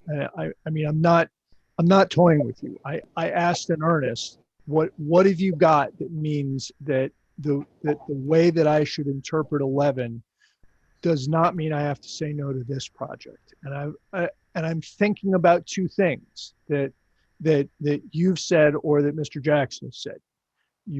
Your team has said that it's an AE zone and not a V zone, and that it's a redevelopment at the same level of development. I hear that. I like to have a record that I can put to bed and never think about again, and never think that I've made the wrong decision. Especially, there's only one policy that we can mess up so badly that we kill someone, right? That's policy 11. Everything else, if we ignore policy 25, we could end up losing something that's culturally significant. But if we ignore policy 11 and forget that we're supposed to keep people out of harm's way in floodplains, that's the only thing we could do wrong that could actually result in a death. I do think I don't know exactly what it is, but I have an idea what it is. And I had not expected to say tonight, which is a piece of information I didn't need, because this is probably the most complete record in terms of the amount of paper and expert opinions thrown in it of any project that's come before this commission in my time. And I do find myself thinking, I want someone to give me a list that I can go to my grave saying was an adequate record, that explains why it, not the stuff about it's not going to affect neighbors' properties. I think I fully understand that issue now. But why, if we think of the function of the no net fill rule as, at least in part, a prophylactic rule meant to prevent development in places where we would put people in danger, not on the neighbor's property, but in their own property, by letting them put something up that puts them and their property in a flood, why that's not an issue that should stop us from voting this consistent, when generally we would vote a project consistent that ran afoul of that rule. What is it about this property that makes an exception to a muscular no net fill rule as a prophylactic appropriate? And I think I'm being as transparent as I can. Every time I state a concern, it can be laid to rest either by a change in the project or by additional information. If there's additional information that can allow me to lay my head down at night saying, you know what, I haven't poked it into, I haven't made an intolerable exception to the way I view, and other commissioners might vote differently on or view this differently. I've made a stand that I think the no net fill rule is important. And I think I've made as clear an articulation on this project, and particularly tonight, as I ever have about why I feel the way I do about it. Now I want to know that I am not at odds with what I think I'm supposed to vote for if I vote consistent on this project, because this project is in fact a safe development where it is in the floodplain it is, even if others might not be. Right. So this project does fully comply with the floodplain development standards and FEMA's floodplain development standards, and the home is above the base flood elevation, right? So this project isn't proposing to put people in harm's way. Thinking of I got that. I got that. We have a different set of standards for floods, and the way we interpret policy 11 doesn't have to be and is not in fact the same, right? We have localized problems and different problems, and we have people that periodically have to be rescued from the Avalon by boat because we have different problems than other municipalities in the state or in the country. Okay. You asked me a while ago if there was another piece of information I could get, and I was in a very long form. I think I just answered your question. I don't know exactly what it is, but I know what it looks like. It's something that tells me that, this development here does not raise the kind of development issues that I think we have to serve by interpreting no net fill as a rule of prophylaxis against dangerous floodplain development. I don't think I'm in lawyer mode trying to articulate a standard there. I've said that as clearly as I can. Thinking of a tragic example that we actually had in the village of Mamaroneck, does current status of, I guess, elevation of the home versus what's proposed, is it right to understand that if an emergency vehicle needed to get down during a flood down Grecian Point Road to this house, it now has 3 feet higher of buffer where people may not have evacuated and would be there above when, like an emergency vehicle would be able to get down the road? Has anyone thought about that? The road is above the 100-year floodplain. The road is about elevation 11, I believe, or 12. Actually, it's at 12 at the front of the property.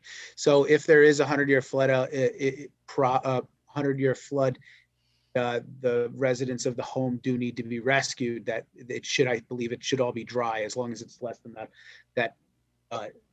It's the 100-year floodplain is 13. So we're above that. So this road, it sounds like, is higher than Cove Road or over by Hampshire Country Club, some of those, access points to those neighborhoods. It's not the same problem. There are definitely places where the road access is the problem, and I'm not sure because we haven't spent a lot of time with it, but it doesn't sound to me like that's the problem here. So Ms. Motel, you asked me if there was something that would resolve this concern in my mind, and I think I'm thinking that yes, there would be, but I in the past the two respective consultants who have addressed coastal flooding issues have directed their written opinions to harm to neighboring properties, change to flood elevation based on the lost mass and stuff. Maybe because our discussion hadn't been as specifically focused on this issue. I don't think we have a complete record on this issue, and I think we could. So I think there's your answer. So, Chairman, let me ask you this: if we provide you with a response in writing that contemplates what we discussed tonight and addresses specifically this policy 11, this particular issue that you feel like you need more information on, could we ask that a draft resolution be prepared, that the commission, direct council to prepare a draft resolution for the next meeting? I thought we would have been to a vote already. I absolutely anticipate that we are ready to vote this. We have exhausted every concern I know I had, and some that I found I hadn't fully articulated. I hesitate to speak for my fellow commissioners, but on this one, I think I could speak for my fellow commissioners. We've had a lot of time with this. We've had a lot of time to develop every specific area we had concerns about. I don't think we've got open stuff hanging out there. And I know for myself, I'm down to this one issue. Is there anything else that, because I'm expecting a resolution and a vote next time, is there anything else that any other commissioner thinks that we need in order to know how to cast our vote for this application?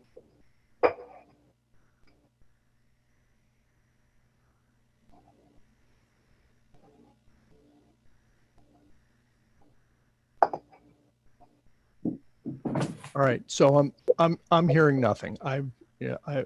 What's the proposed? I mean, I have a preference potentially to vote sooner. I mean, it's all very fresh. We just had a lot of discussion right here. What's the proposed path? What's the plan?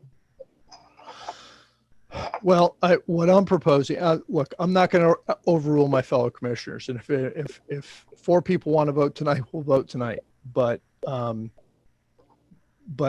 think the plan is, I think Ms. Motel thinks she can supply an opinion that's more specific to the safety-oriented analysis of no net fill that we've been talking about for much of the back half of tonight's discussion, and that we'll have a resolution ready to go, and that people have considered everything. And once we see that, we'll know everything we need to know, and we'll be done. So I think that's the plan. But if my fellow commissioners are thinking that, I'm welcome to cast my vote however I want, but they know everything they need to know tonight, I'm not going to procedurally impose a delay on anybody else. And so the resolution would list basically, all the documents, all the record, the meetings, and leave a placeholder if we have any kind of conditions discussion at that point. That's the concept. Yeah, we've historically voted on completely prepared resolutions, and we've been we've slid on that a little bit for applications that have not produced as many meaty issues to talk about. But it is really the better practice, and we actually don't have a resolution ready tonight. Yeah, I'm okay with that. I think I'll just say quickly what I'm going to say. I mean, I think that I'm considering policies 7, 7A, 8, 11, 12, 14, 33, 37, probably always 44. So I don't want to somehow give the impression that we're narrowed down to, closing off a policy 11 item, but I'm never going to stand in front of a better safety proposal from a fellow commissioner. So that I don't expect anybody to prejudge their own vote. I try as a best practice never to tell people, what I'm going to vote, only whether I feel like my concerns have been resolved. There are a number of issues I came in to this application and to this evening thinking about. Concerns get resolved one by one. And the thing that I know that I'm not sure I know enough on is the one we've just been talking about.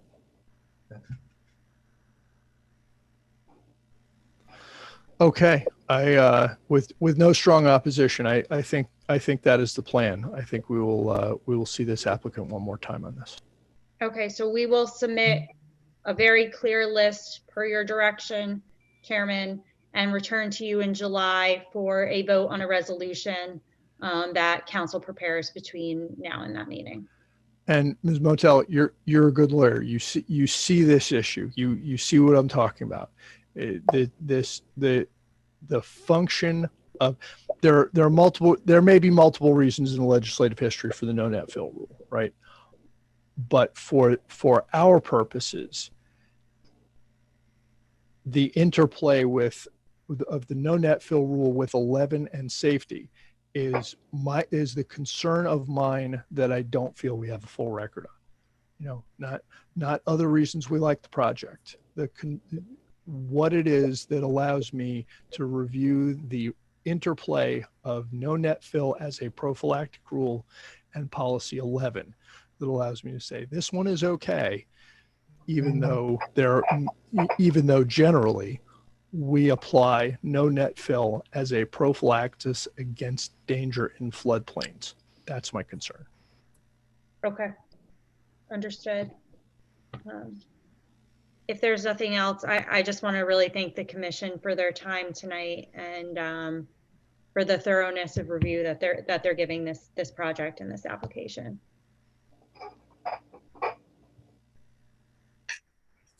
Okay, it has been a very long night, and fortunately, everything else we needed to do on this agenda is complete. I will say good evening to the applicant team. So Thomas, Thank you we for your do time. have some people in attendees who have their hand raised for public comment. Oh, we have, if we have ever done public comment on this, we have not done it in a very long time. And as long as we've got people waiting, we should not, we should do that while we can. In that case, I'm going to open public comment while we're all still here.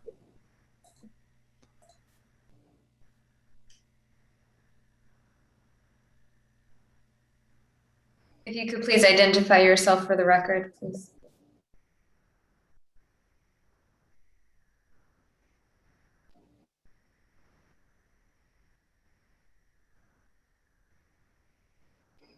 Did he not? Oh, I think you have to unmute. Good evening, Mr. Teekert. You're still on mute. Good evening. Can you hear me? Yes, we can hear you. Yes. I had some comments about the stormwater plan as proposed and as discussed earlier. I got a few comments at the beginning here. I understood Mr. Kellard to both say that Mr. Garcia had reviewed the plan, not himself, but also that he believed the plan met the requirements of the Stormwater Design Manual in Chapter 294. Am I confused about what was said, or can you clarify that?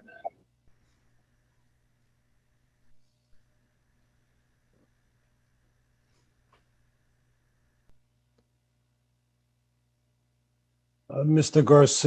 Garcia, who did the full review on the project, clearly stated to me that it's in compliance with New York State guidelines for stormwater and the Mamaroneck stormwater code. So you're not saying that, but he said that to you. That's fine. Yes. Is the board aware that the last new house built on Grecian Point either elected or was required to put in a force main? The house at 1209 Grecian Point, about 4 properties past this house. Sorry, I didn't catch. Was forced to install what? Private sewer. In the aughts, the last new house that was built on Grecian Point at 1209 Grecian Point put in a force main. Whether they were required to or elected to, I'm not sure, but I would think as just kind of out of fairness, if they were required to, the board may want to consider that. That's useful information. Thank you. The applicant at the beginning said the village consulting engineer approved the stormwater plan. Village consulting engineer does not approve the stormwater plan. That's approved by the planning board, as far as I know. So I've written a couple things to the board about this. The last thing was February 3rd, 2021, where I stated that I thought there were some deficiencies with the plan, and I don't see that they've been addressed. And I just wanted to ask them in this public forum. I'll take a moment to respond. We had received a letter from you guys, or I think our entire commission had, pointing to the use of cisterns and questions around water quality practice. And I asked Mr. Keller explicitly about that. We had a discussion about the fact that these aren't really cisterns in their current use, and that the stormwater plan met all the requirements. So it certainly wasn't ignored, is what I can say. Okay, I was just raising it because I want to go through those points again. In the letter, I cited education law that requires that no official, this is a quote from section 7209 of New York State education law. No official of this state or any other city, county, town, or village therein charged with the enforcement of laws, ordinances, or regulations shall accept or approve any plans, specifications, or geological drawings or reports that are not stamped. Stamped refers to the stamp of the licensed professional that presented them. Plans before you have no stamp on them. The memo. I want to note one thing. I took a look at the plans that were put before the County Board of Health that were included in the June 4 submission to us, and those plans were signed and sealed. Well, clearly the county required them to be, but your plans for stormwater management are unsealed, I believe, if you look at them. And those are the plans you're reviewing. Department of Health reviewed the septic system. I think that's a significant issue. I don't think this board should be reviewing plans that don't have the seal of a professional engineer. I just think it's not a good practice. The second point I made was neither the SWIP nor the submitted plans refer to any structural stormwater management practices accepted by the Stormwater Design Manual, which is the document that Chapter 294. There was a lot of talk tonight. I believe it was pretty readily admitted they're not doing infiltration, and I'm not sure if it was said in so many words, but clearly not doing water quality. Pre-treatment is not water quality. Pre-treatment is pre-treatment. It happens before the water quality. It's pre. The first paragraph of Chapter 6, Stormwater Design Manual, Performance Criteria, says, this chapter outlines performance criteria for 5 groups of structural stormwater management practices to meet water quality treatment goals. These include ponds, wetlands, infiltration practices, filtering systems, and open channels.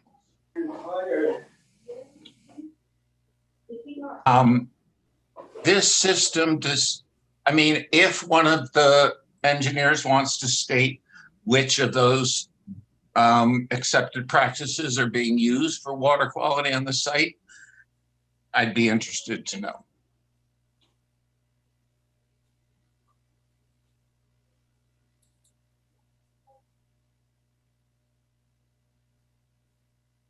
There are none. That's why there's no infiltration testing in the stormwater management, in the SWIP.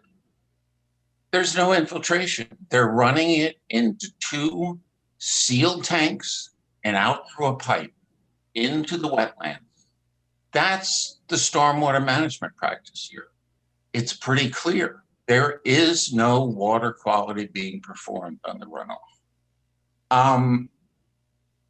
I want to make one other point. There seems to be a trend to submitting stormwater management practice information to boards in the rather disjointed way it was presented here. Up until a few years ago, generally on an application, there would be a plan set that would be labeled stormwater management.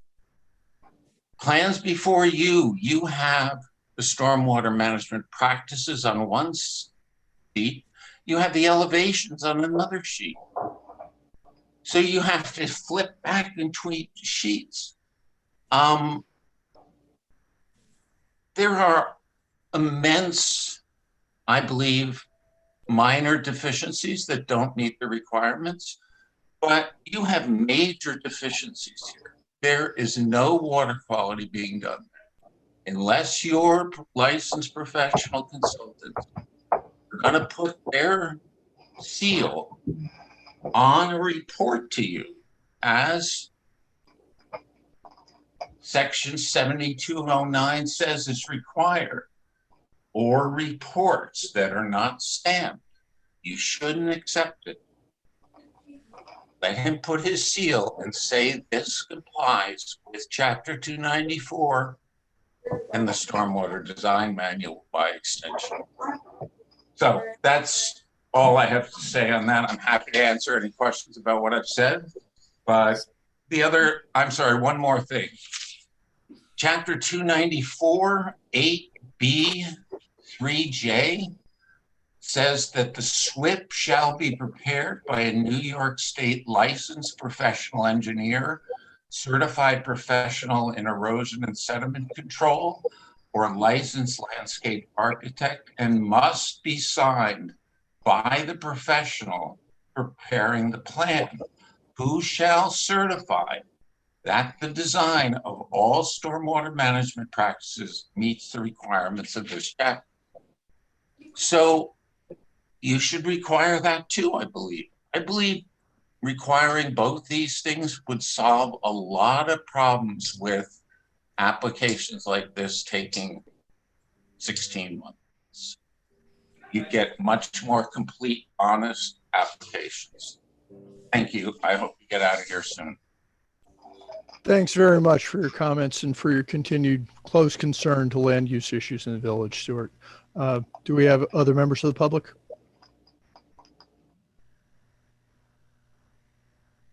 We do not have anyone who wishes to speak. Okay.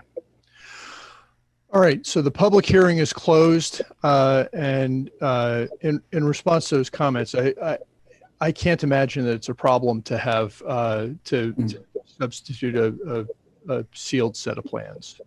Yeah, Mr. Chairman, I believe everything was stamped and signed as appropriate, but I'll verify that too. And if not, I've actually closed that screen, so I can't go check. I think we'll all look, and if there's not a stamped and if there's not a stamped, we'll make sure you have what you need, Mr. Chairman. We stamped and sealed hard copies. However, we also provided the electronic copies to the village, which were uploaded, and those, as you can understand, aren't generally stamped and signed. Okay, that would make some sense of that. Okay, thank you. And what about? There's just one thing I didn't follow. When there was silence, I'm just not qualified here. Is the water quality, point and how it's effectuated? Is there something that's not compliant with requirements about this plan? I don't believe that's the case, and John, you can comment on that too. I don't believe it's the case either. I'm not the one who performed the review on the project, so I really can't respond on the details of it, but I could follow up with Esteban, who performed the review, but he specifically told me it was in compliance. Yeah, it might be, the engineers probably heard this correctly, so maybe you guys can help to formulate it. Was there a list and you have to use one of them and no one was able to say which one we're using, or am I not following that correctly? We do use it. We do use the rainwater harvesting tanks do provide water quality, because what they do is it's a settlement system. It's not necessarily 100% of a pretreatment, and it is an accepted practice. What we're doing is we're taking and we're using this water to irrigate the plants and everything else, and any solids and such are going to be lowered to the bottom of the tank. Yes, there is going to have to be some type of maintenance on the tank, but that's a standard, and there's a stormwater agreement that gets filed with the village upon the completion of every project to make sure that the applicant follows through with that anyway. With any project, there's a stormwater maintenance. Well, we are in compliance, and is standard. There are standard practices being used. So, but we'll send you a note in writing on this confirming all that. Yeah, that'd be helpful. Just to tell you from my layman's perspective, it sounded like there's a list of things that should be used, Yes. and no one responded to which one we're using. So that Right. just closing that off would be really helpful. That's fine. We'll take care of that for you. Thank you. Okay, well, that's a concise, discrete issue, and I'm sure Mr. Keller will have the opportunity to take a look at whatever's submitted before we next look at this file. Okay, I think we have done everything we were going to do on this tonight. We have completed our public hearing.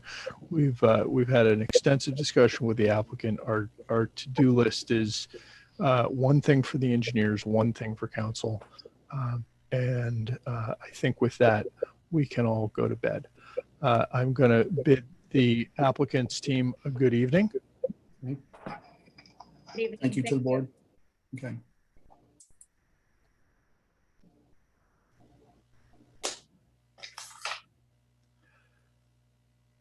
And then I'm going to make a motion to adjourn. All in favor? Second. All in favor? Aye. Aye. Sorry, just the last thing, and I'm not going to keep us, but we should try to have all of the things that we talked about today by our work session. Do you agree with that? It would be really advantageous because we have got to get our resolutions drafted before we have to cast votes on them. So, and with that, if we're not too fussy, I can say aye, and I think that covers us. But yeah. Yeah, we're adjourned. Thank you for a whole lot of your time.